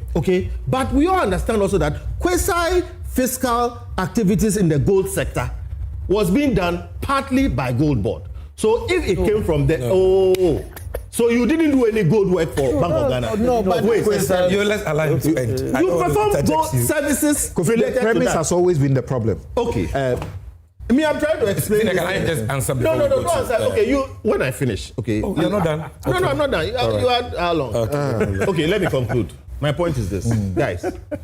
This argument over Goldbod' loss or whatever it is, what it means is, you see that Adinkra symbol, two crocodiles with the same stomach. Whether Jonah swallowed the whale or the whale swallowed Jonah. There was a swallow. Whether it is Goldbod's loss or it is Bank of Ghana's loss, there is a loss. But the question is, what is the nature of that loss? I will incur that loss any day to get the kind of economic cooling we have today. Okay. The point is, we need to process this thing beyond we've come 2, 3, 4 steps. We need to move to the next step where these losses are dissipated or minimized as much as possible. And I'm saying the next step we've gone to is that we put it all on Goldbod's balance sheet now, which is something they are doing. Okay, and then we focus on Goldbod' and say, hey, you can't be buying spot price. Spot price in ordinary terms is the selling price. You should be buying cost price. You add your margin and then you get selling price. But I've explained to you that at the time when this thing started, it was necessary to buy it at selling price because we're solving some problem. So in short, stop the fighting, the bickering, the animosity, and the attacks. If we can work as a country and focus on this thing, we should work to the point where when we are minimizing the losses and over time we see it coming down, okay? And arranging ourselves such that, look, the gold fields of this world, all the people who are mining gold will mine it, give it to the government, get good money in cities for it. The government gets all the forex that we need to get. It will get to a point where Ghana will not need forex.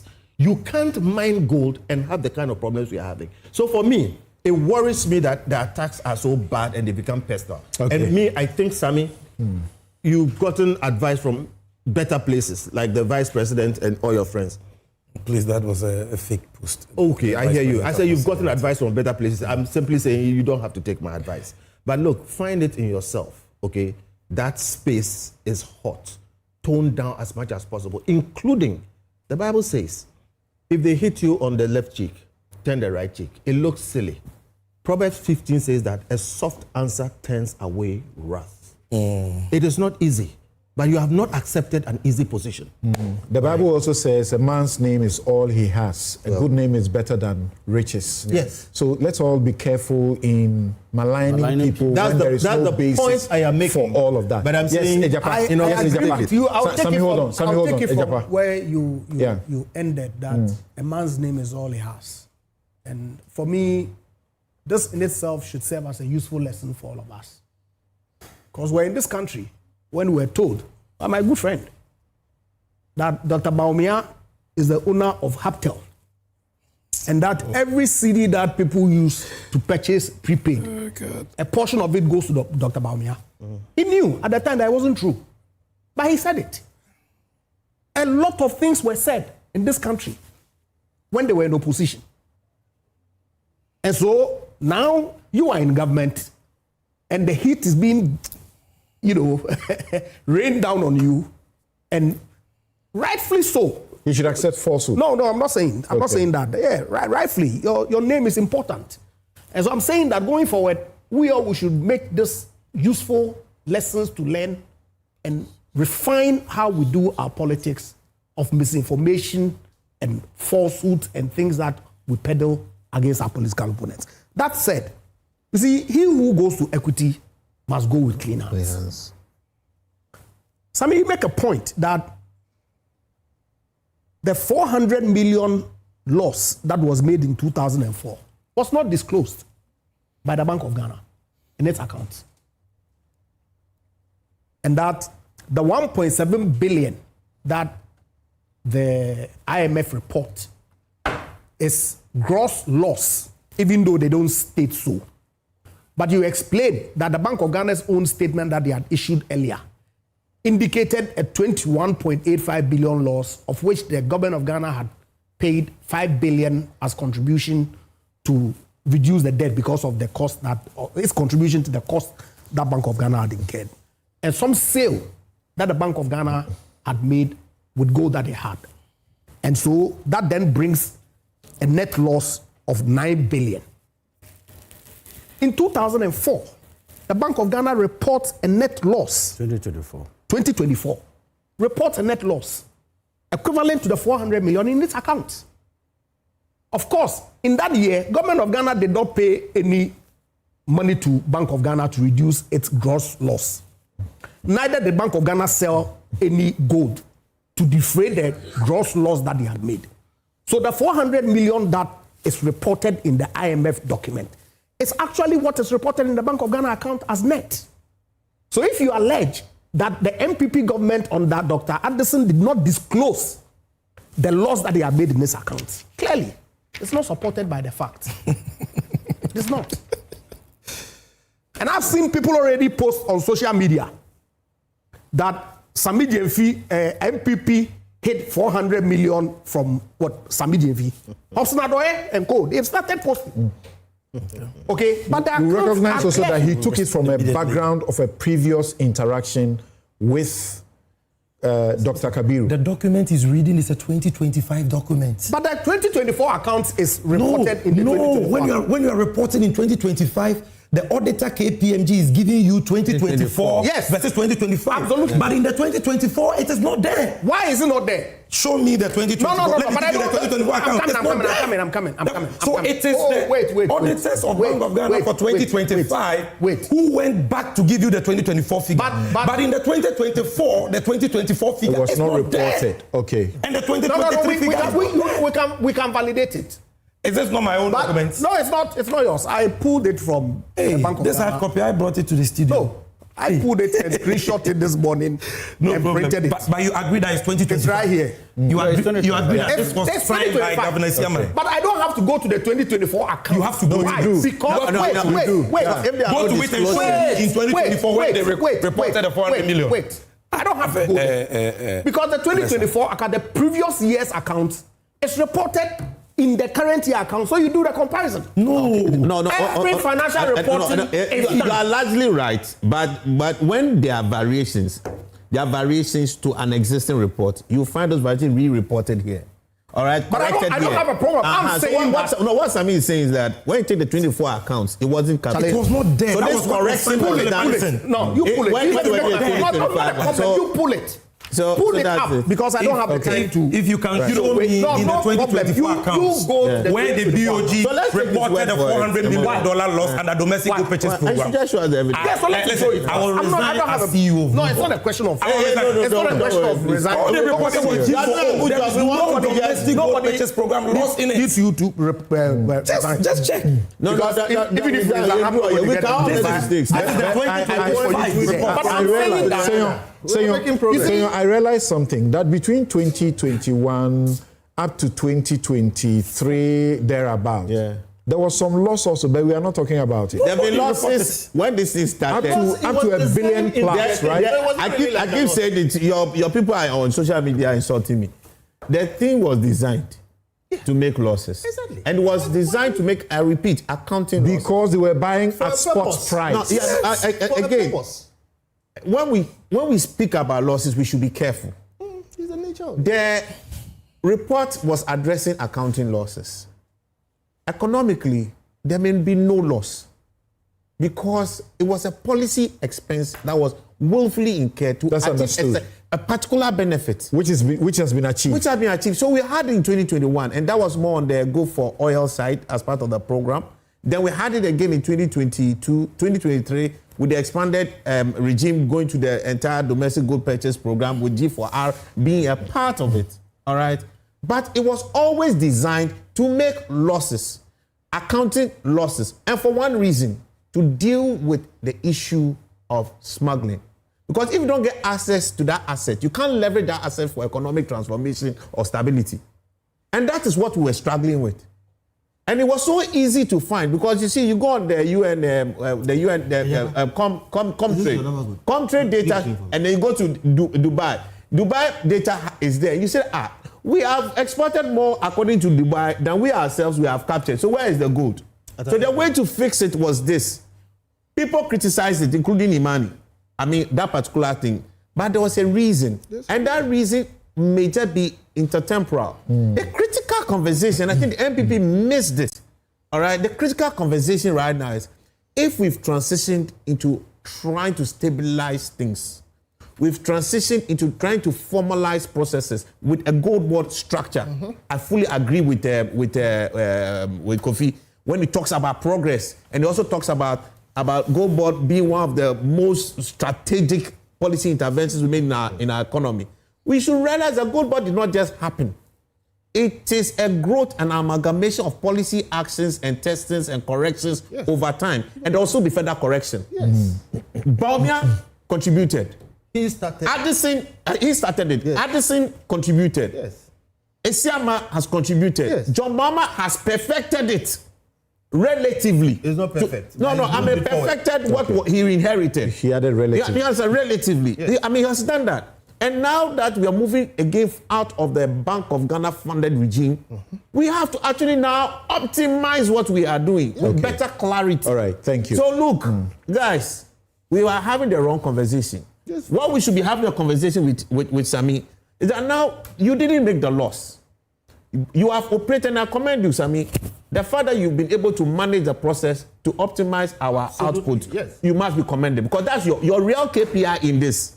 Is your compliance with the framework and the gold output you eventually realize. And maybe those are the reasons why they gave them enforcement too, so that they can't excuse why they were not performing. All right. Okay. So in the act. So the key question on the policy side, if this is coming to you, like you rightly said, 1st July, and you've been taking responsibility, what have you changed in the policy structure, in the operational strategy that will make sure that we don't have another 1.7 billion loss. Yeah. How do we zero out that loss? Or how do we have a fiscal structure that accommodates the loss in a way that is sustainable for our economy going forward? Or eliminate this is the conversation we should be having. Right, right. But you are asking him questions that the answers may take too long. I'll summarize. And you haven't asked me to allocate that time. Yeah, all right, quickly. So a few things. Number one, Kofi Bentel's general position is right. We've made progress under this whole gold purchase framework, using gold to show up our economy. Significant progress has been made, and what we have now is not perfect. I'll be a hypocrite to dismiss that. Just that Kofi has done very well today in being factual that the Gold Board has not made a loss. But when sometimes he turns around and say that, oh, it's a matter of opinion, please. All laws be lost. Whether Jonah swallowed Bonsu or the Bonsu swallowed Jonah, there's a swallow there. However, that is why when our parents gave birth to us, they gave us names. If you have not made a loss, and I have made a loss, and I say you have made a loss, you will not accept it. So just be factual about that so that we can have a dispassionate conversation. You see, imagine this conversation had not been made about Sammy Jemfi and Gold Board and bail conditions. We would have been discussing policy. But when you make it about a person, then we have discussed policy as well. So number two, yeah, we've discussed policy as well. Then number two, quasi fiscal risk, please. You made the same mistake that Mesa initially made. That once the IMF says that the domestic good purchase program is a quasi fiscal activity and therefore should move to Gold Board, then it means that the lawsuits that have been made are Gold Board losses. That's not the meaning. IMF is saying that the central bank. No, let me answer that. Sorry, please, gentlemen. You're not entitled. Gentlemen, hold on. I want to make my response. The Bank of Ghana and guys, hold on. Guys, hold on there. Thank you. So hold on. What is quasi? What is quasi? Hold on. What is quasi fiscal activity? Quasi fiscal activity are activities by SOEs or the central bank, which should have been activities of fiscal agencies like the Ministry of Finance and be captured on the budget, like subsidies. So the IMF says what you are doing to bring in dollars is like a subsidy. The Ministry of Finance and its agencies must be responsible. You, as a central bank, your mandate is monetary policy. So stay away from fiscal activities. So they are asking for a shift of responsibility. It is not to say that losses already incurred at the time that quasi-fiscal activity was being performed by the central bank is the cause or responsibility of the Gold Board. So let's understand that. Then I want to repeat my challenge to my good brother, Honorable Ejapa Mesa. Honorable, the 2025 audited accounts were prepared by KPMG, signed by the current leadership of the Bank of Ghana. That is Governor Esiama. It is a 2025 audited report.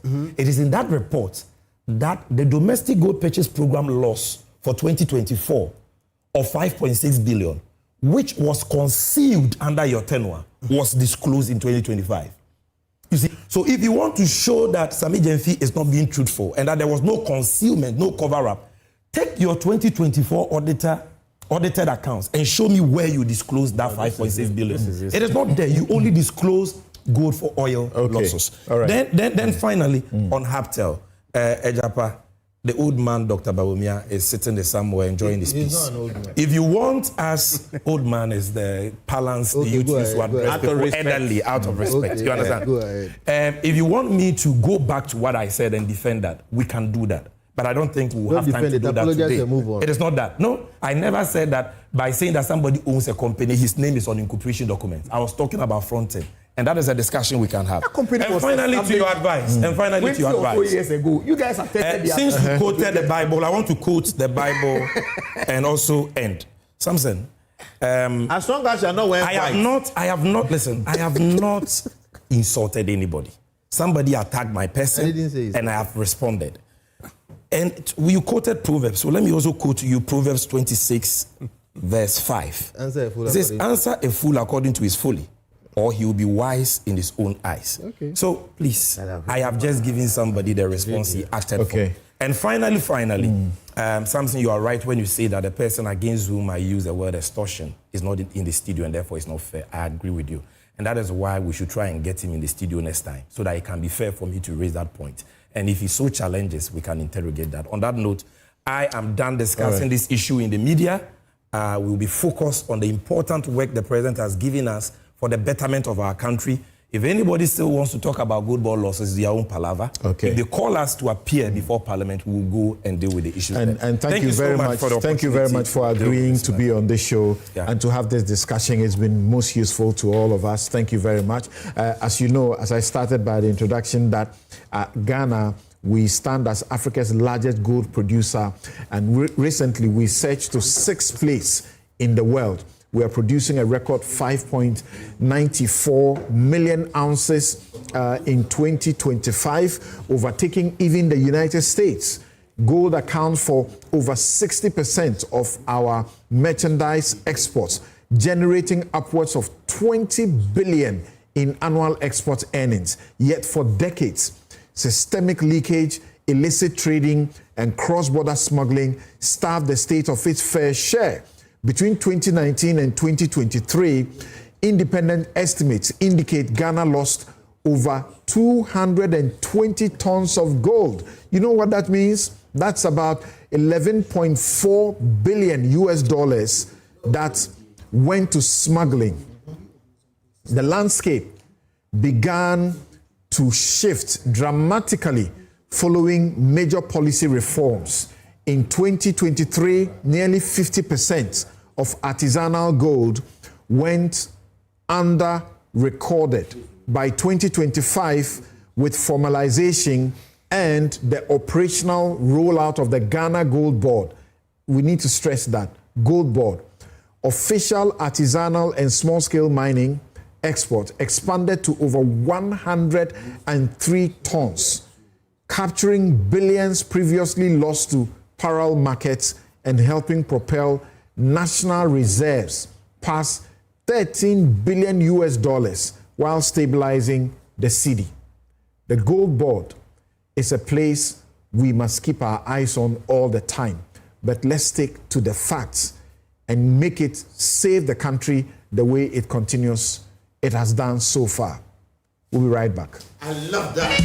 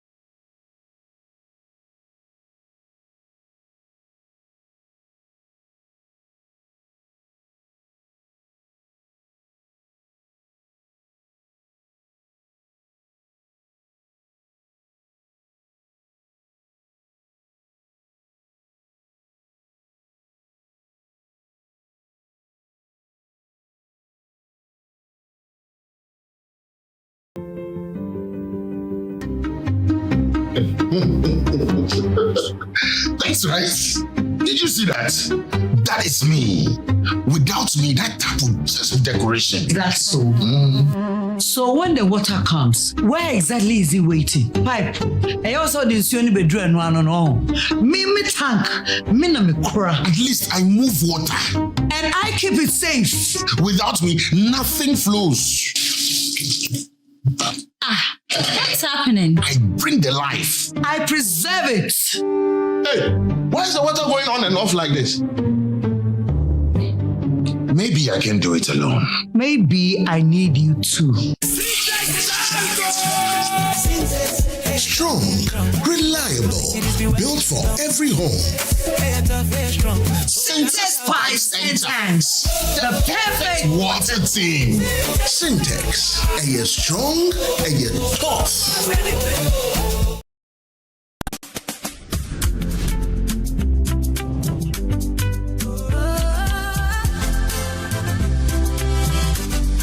On the heart of Africa we stand,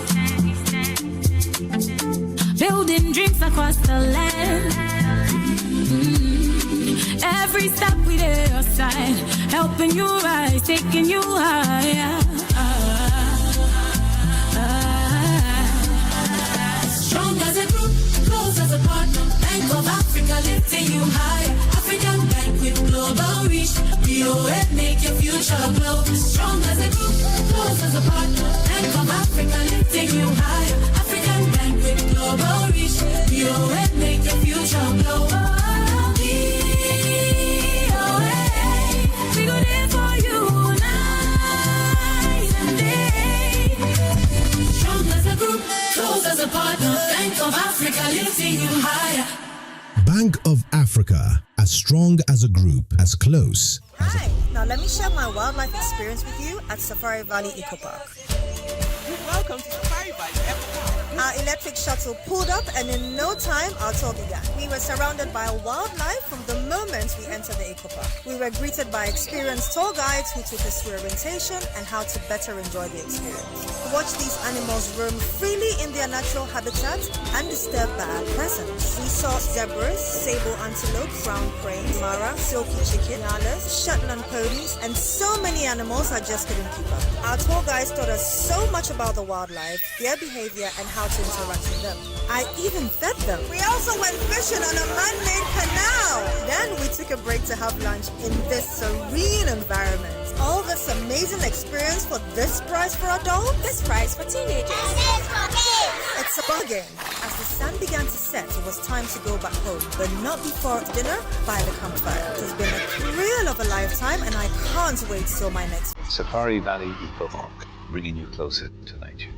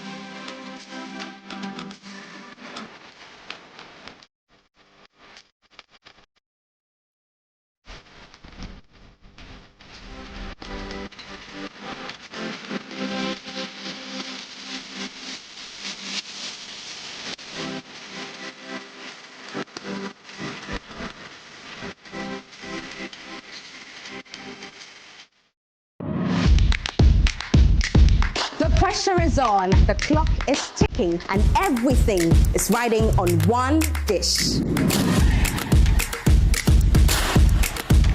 Season 5 brings you tougher challenges, sharper judges, and the most fearless young chefs Ghana has ever seen before. One will sweat, one will cry, and one will lift up that trophy. Who's got what it takes? This is where the next generation of great chefs get their start, and this season they are not holding back. So pull up a seat or grab a popcorn, or better still, join us in the kitchen. Big Chef Junior Season 5 shows every Sunday at 4 p.m. only on Joy Prime. Now let's see what these kids are really made of. Big Chef Junior Season 5 is proudly brought to you by Frito Vegetable Oil. You deserve a life of goodness. Fortune Spread. Yummy delicious, always on point. Gino truly cares. Didi Shito, Efia Dienye, Sankofa Natural Spices, no salt, no MSG, no preservatives.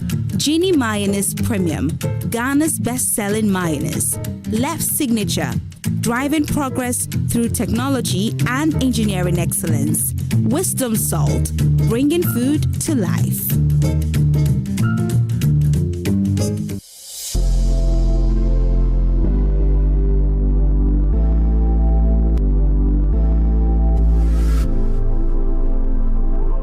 Having gone to Translight Solar, really, it's been one wonderful experience. Since the system was installed in my house, my daytime could be somewhere around 20 cedis. And so I've seen a marked reduction in my bills. And because of that, I am not paying as much as I used to do when I was relying solely on the national grid. My house has now become the city on the hill. With this current doomsaw, anytime my area is off, my house is well lit. Everything is on point. And I can get as much as 13 to 14 hours with my ACs and everything working perfectly well. So I can say, as for Translight, they are the truth, the way, and the light. You have to speak to Translight today. In fact, speak to them now, right now. Translite solar. Translite solar. Drive EVGH was built on a simple idea that driving can be better. It can be cleaner, smarter, and more refined. Today, we offer a range of electric vehicles that meet you right where you are. From luxury models that deliver power and prestige to everyday vehicles designed for practical, intelligent mobility.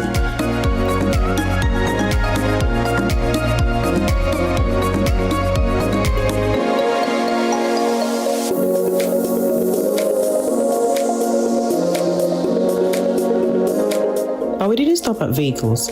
We built X-Charge EV network to ensure charging is accessible, reliable, and efficient. In a dedicated service center designed specifically for electric vehicles because expertise matters. This is how the future becomes reality. Drive EV Ghana, we're leading the This strategy will lead. Oh no, not again. Say, relax. The generator will come on now. The generator is not working. Why stress yourself when the experts are just one tap away? Introducing Left Power, the smart emergency support app from Left Signature Limited. With Left Power, certified engineers respond fast, anytime, anywhere. No delays, no stories. Hello, sir. This is Left Signature Limited. The request has been received and our engineers are already on their way. Please relax. We've got you covered. This is professional. Every Left expert is certified, verified, and can be tracked in real time. Oh, you'll know they're coming before they even arrive. From electrical engineering and solar power systems to data center management, cloud services, smart automation, and software development, Left Signature delivers excellence, fast, reliable, and professional. Left Power. Your solution is just one tap away. Available on Play Store and App Store. In my line of work, a confident smile is everything. Kel Charcoal toothpaste keeps me on top of my game and ensures my smile is always radiant and bright. With the tiring nature of my job, we spend several hours under the scorching sun. To keep our teeth white and our breath fresh all the time, we use none other than Kel Charcoal toothpaste. Kel Charcoal toothpaste. You're on a Kessie and in a kit one. Samayo Kendini, who be here, Semetra Sapapadia to Amame Manfo, Kel Charcoal's natural ingredients, and a bomb is several buying, and Maniswing, Nesasu Mama Hotoso, a will beg you. Kel Charcoal toothpaste. Choose Kel Charcoal toothpaste for anti-cavity, whiter teeth, and fresher breath all day. Available in 80 gram and 150 gram. Grab yours today. Kel. Happy Smile. This advert is FDA approved.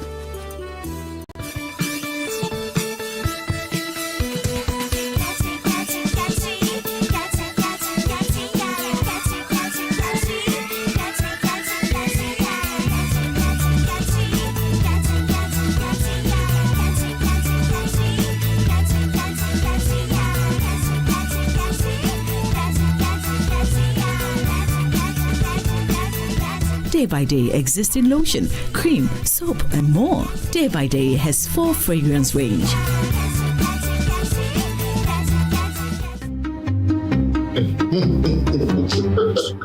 That's right. Did you see that? That is me. Without me, that tap would just be decoration. That's so. So when the water comes, where exactly is it waiting? Pipe. I also didn't see any bedroom no. Me tank. Me na me kura. At least I move water. And I keep it safe. Without me, nothing flows. What's happening? I bring the life. I preserve it. Hey, why is the water going on and off like this? Maybe I can do it alone. Maybe I need you too. Strong, reliable, built for every home. Syntex pipes and tanks, the perfect water team. Syntex, are you strong? Are you tough?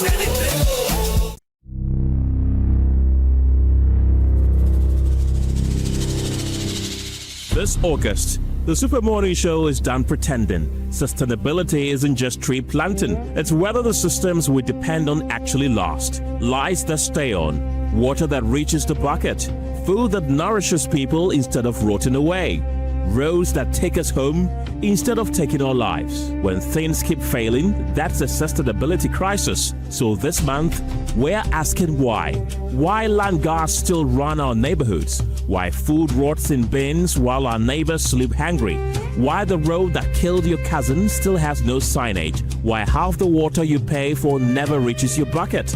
Uncomfortable? Good. That's the point. Stay tuned to the Super Morning Show throughout August for Joy Sustainability Month. Sponsored by MTN and Momo.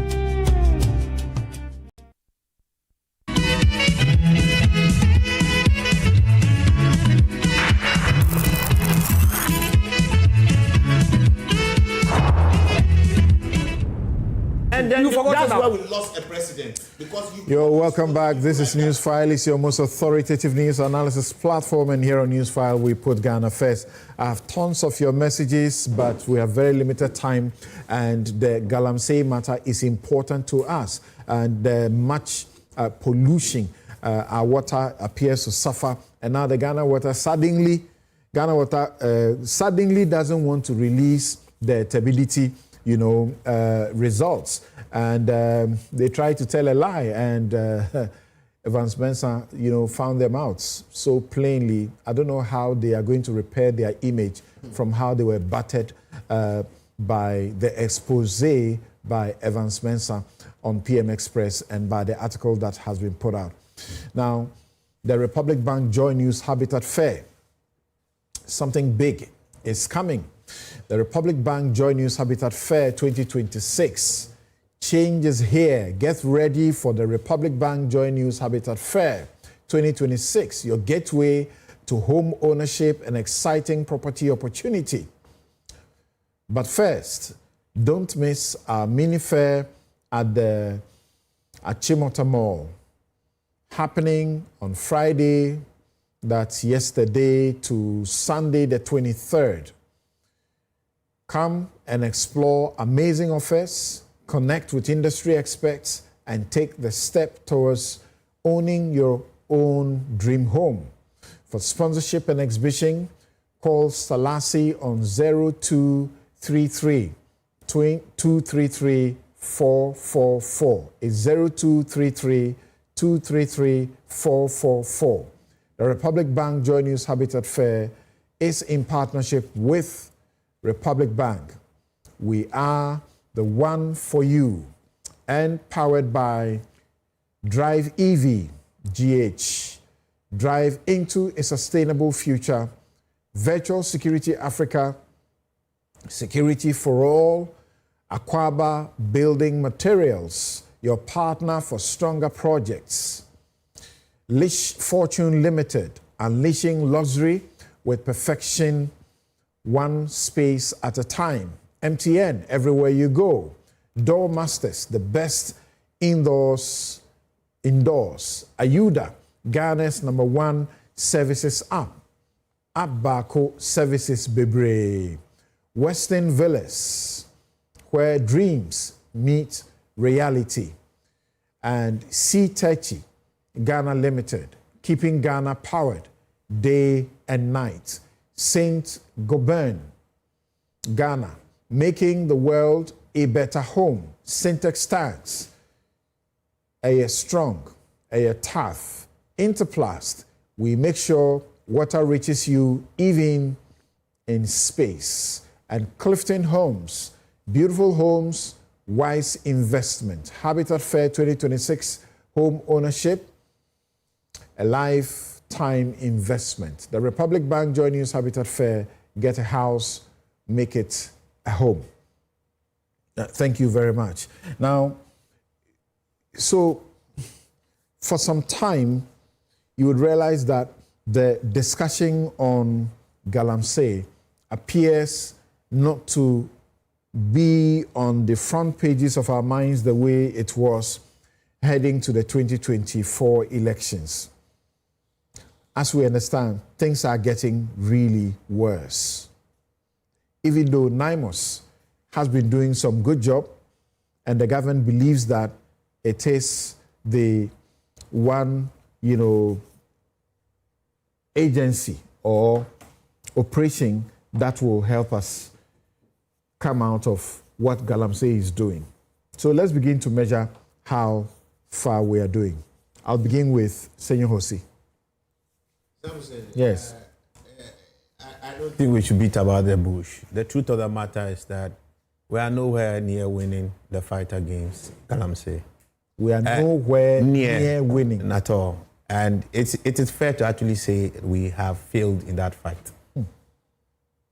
We were all clear that we were facing this risk towards the end of Nana Addo's tenure in 2024. And we heightened our advocacy because we believed that he was our last chance. He was leaving. He was not going to come back. It was at the end of it. So if he had any benefits around Galamsey, it's over. Just fix one right thing for us and be gone. We didn't get it. I was very clear that a new government will always have complexities in fighting it. And the data has proven all of us right. We were screaming at the top of our voices when turbidity was around 14,000, 14,500. In 2024, August, I suspended public advocacy for close to a year at that time. But when I saw that we couldn't help it, we all had to just, jump back in. Yeah. Last year, right here in this studio, we saw 98,000. Again, in August, 1 year. It tells you that things were getting worse over time at an exponential rate. So each time is way worse. It's not an arithmetic thing that it is 1, then you move to 2. No. From 2, you are going to 4. 4, you are going to 8. From 8, you are going to 16. That's how this thing is, has become. And it's only going to get worse. We missed the opportunity in Anado's first term. And I have to give him credit for that first term. He genuinely fought Galamsey till he gave in to the politics. And I keep saying, that's when we lost our president. If he maintained it and didn't listen to the politics, we wouldn't be where we are. Somehow, we are worse off. NIMOS, say everything you want to say. For me, is absolutely moot.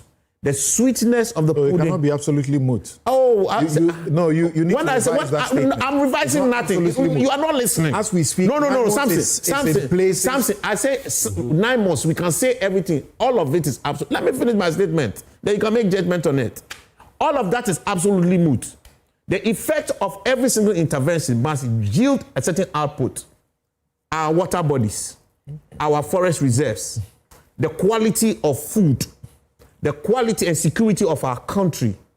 What is the data showing us? Have we made progress or we have retrogressed?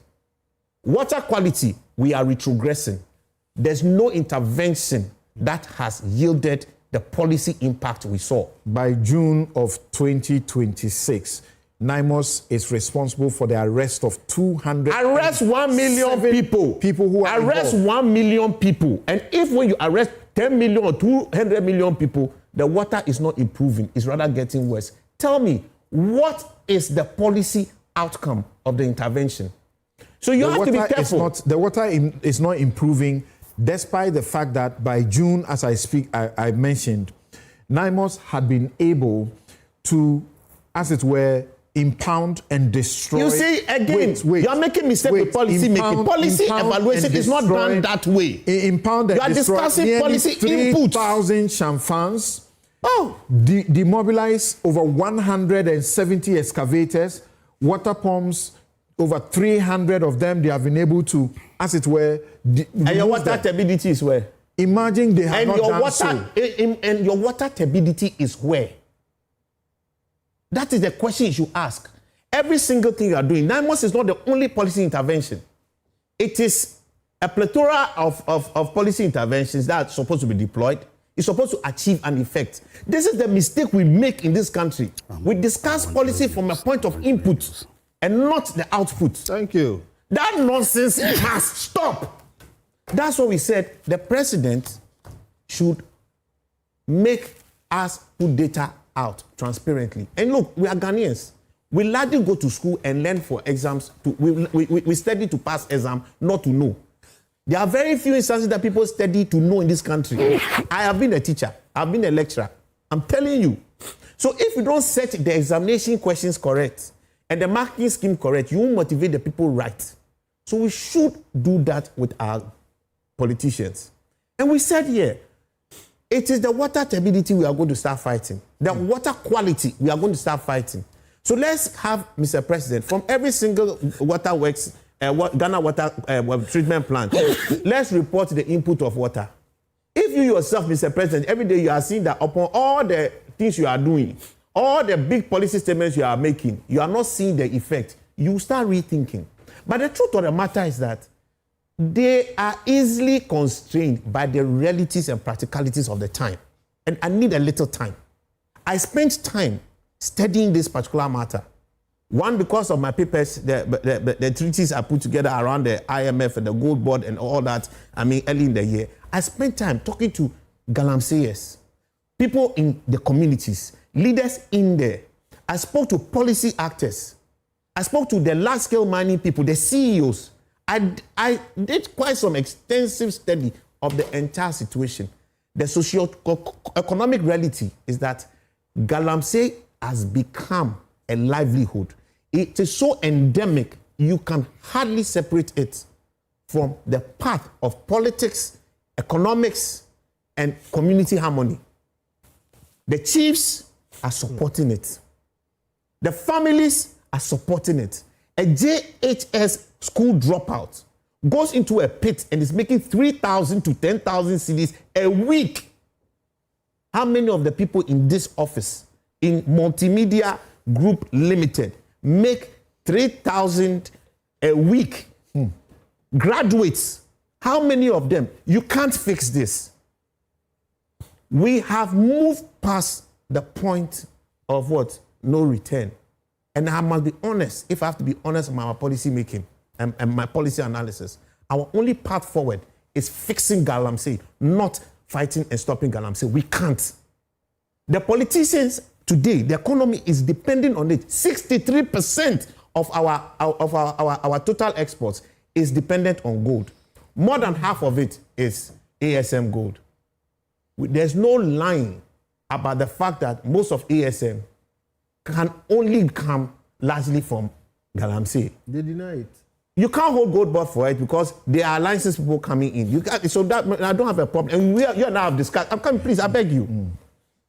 Galamsey is funding our politics. There's no time. Galamsey is funding our churches. Galamsey is funding media. My brother, if we want to go and continue this passion, we will make no progress. If we take the economy, and this is so forth, and we're going to cut out a good part of it, the economy will tank. The politicians don't have the guts to get it done.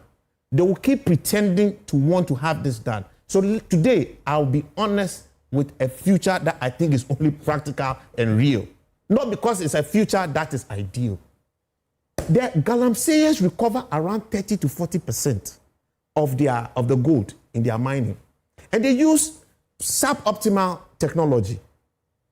The large-scale mining people, they recover 90 to maybe 95% of gold in their processes, and they do it responsibly.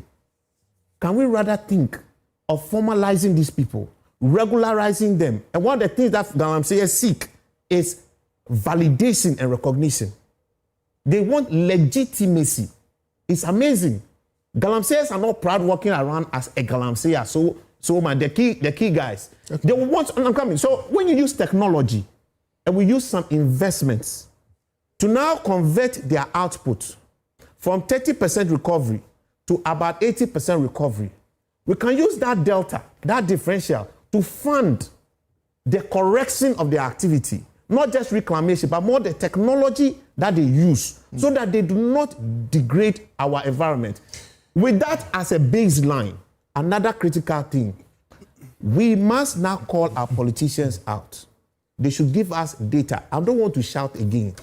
Every week, Mr. President, Ghana Water should publish the data on the quality of our water. Every week or every quarter, food quality. As that report, you remember that report that was the EPA and the CSIR was doing? They should publish it every time.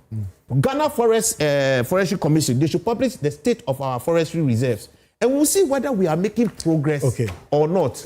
And then you see a change in policy action. What a market transformative move from declare a state of emergency, go catch these people, shoot and kill, to he is a leading member of the Ghana Coalition Against Galamsey, to now seize these people, formalize them, because we are at a point of no return. For the very first time in many topics that we've discussed, I'm extremely disappointed in Senor and the position that he's taking.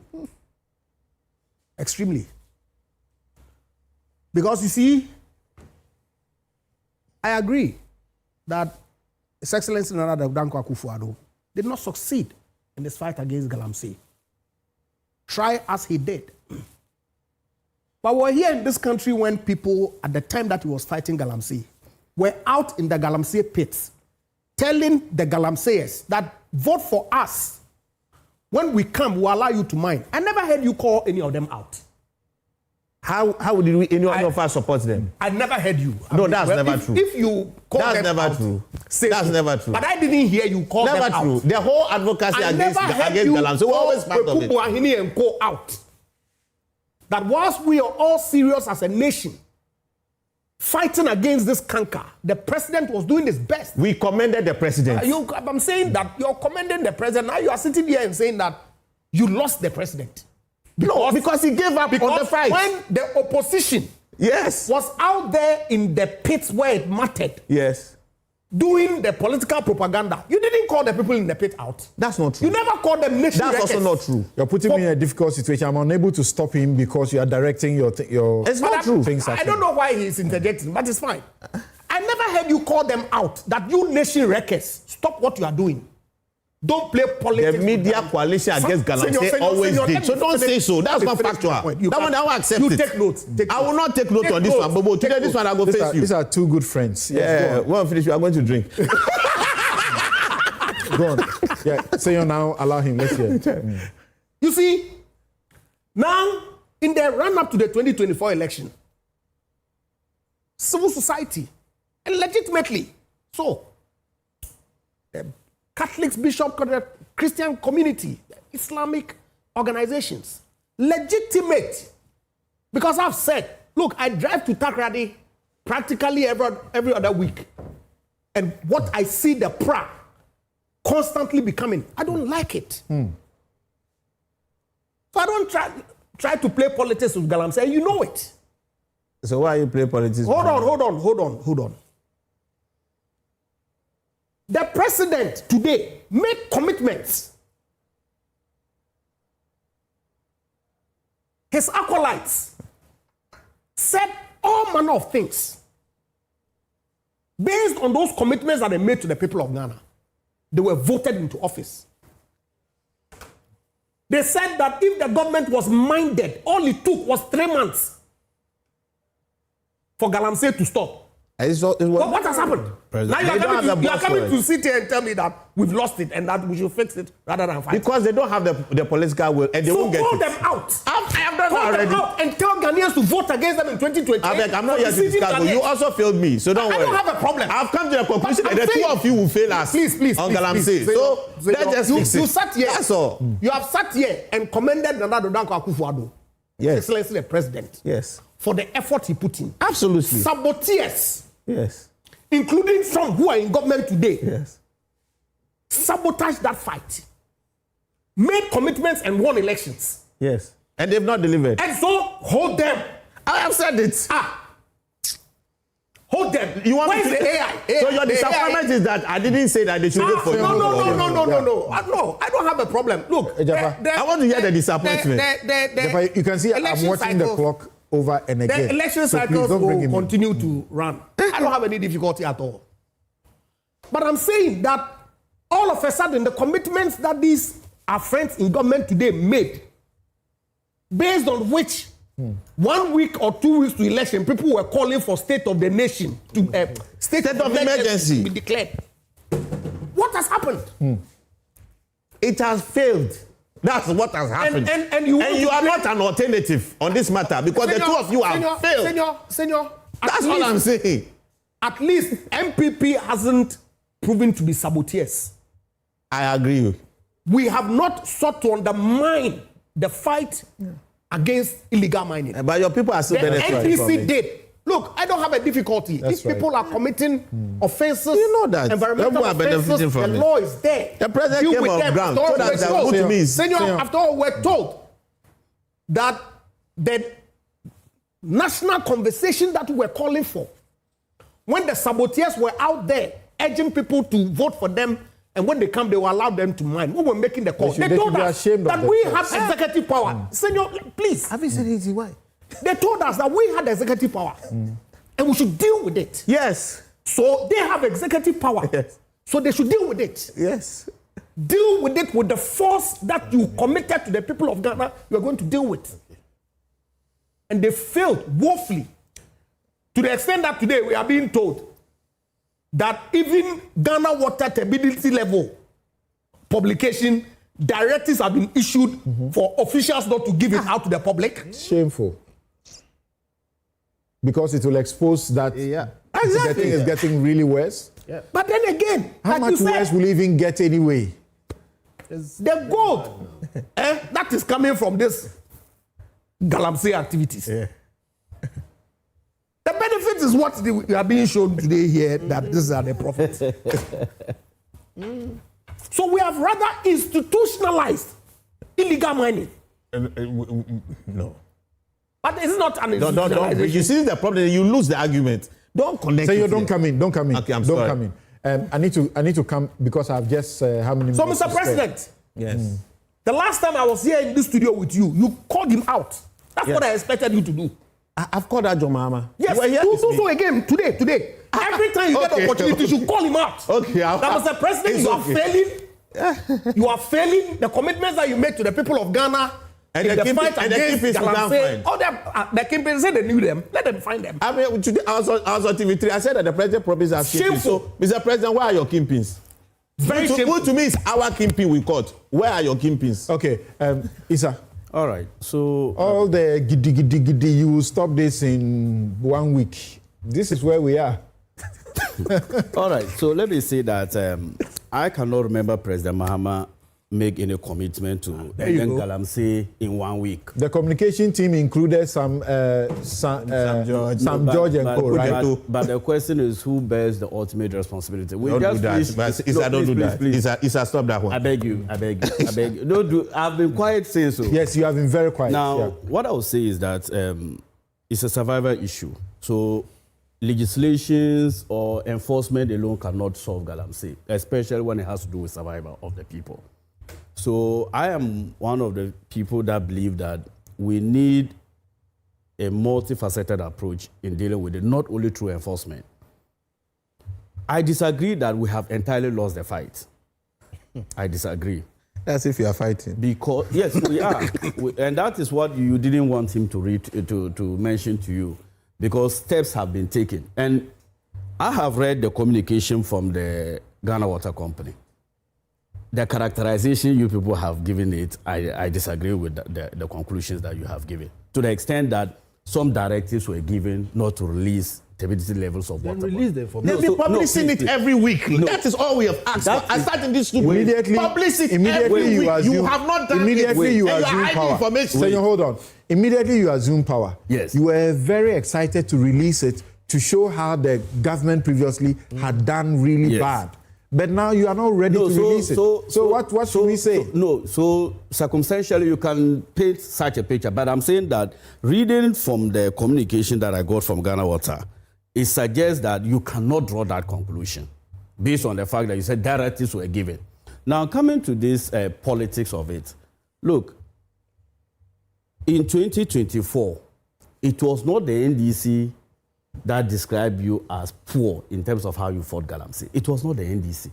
And these two gentlemen sitting here also had the same verdict. Yes. So somebody who just left power 1.5 years ago, today has suddenly found all the solutions to Galamsey, the fight against Galamsey. So I am saying that if you look at the enforcement architecture that we used prior to NDC coming to office, there were this fragmented way of tackling it, these ad hoc measures, Operation Galamsey, Operation Vanguard, and all those things. NIMOS is a much more coordinated, intelligence-led. I'm sorry, but I need Kofi to be able to make a 1-minute statement because we are done. We are done. Yeah, the time is done. Okay, unfortunately. Kofi, as I'm listening to him, I've just gone back to the presiding bishop of the Methodist Church Ghana, the Most Reverend Professor Johnson Kwabena Asamoah-Gyedu. He says, if we liked what we saw, we wouldn't have voted them out. So there is no point in making any reference. You promised that you would do new things. It's also important. So we expect that that will be done, period. The best I agree with him. We should call them out too. He has not we were in opposition well. You have power. Please go on. You are the one the mic is focused on. Because honestly, I was disappointed during the election when the reports came of people campaigning and saying that when they came into power, they didn't say they would let them do Galamsey, but they would basically ease up, the kind of, reaction that the government was giving, basically tamp down on the fight against Galamsey. So here are the things that I have seen. One, in 1 minute. Nana Akufo-Addo tried and he failed, but this government is not trying. And honestly, you see, it's Mr. Kofi Amabin who used to say something which I agree with in this context. He says, little drops of water evaporate. Sometimes things are so insignificant that they do not make any difference. What they are doing with NIMOS is just doing something to represent something. Look, it is estimated that there are 1 million people active in Galamsey every day. NIMOS claims to have arrested 207 people. Out of which 40 of them are foreigners. And when they arrest foreigners, then they deport them. Throw them in jail for 5 years. All right? So these are the things which you say little drops of water evaporate. The Galamsey fight has been lost. This government is not sincere. What it is doing is not significant.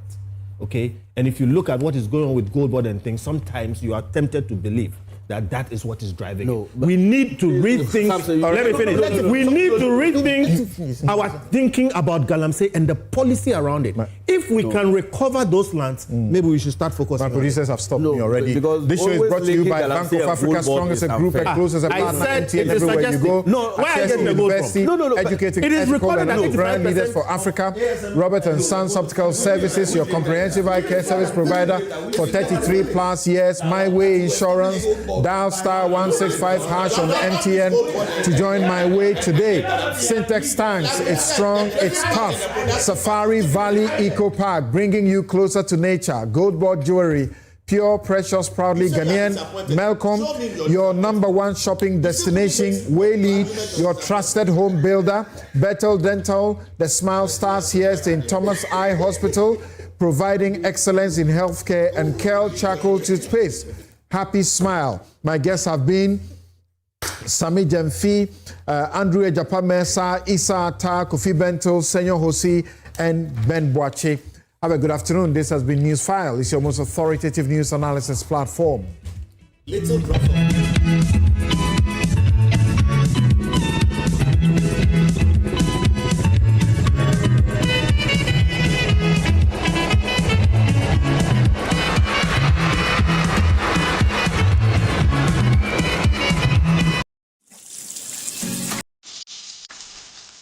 Mommy, good morning. Oh, good morning, my son. How are you? I'm fine, thank you, Mom. How about you? I'm fine. Joe, I just saw your mom doing her usual morning routine. Like, it was just 2 weeks she underwent a major colon surgery. Bro, see, my mom is doing perfectly fine, and we're all excited about it. It was minimally invasive surgery, and the recovery has been very fast. Minimally? Hey!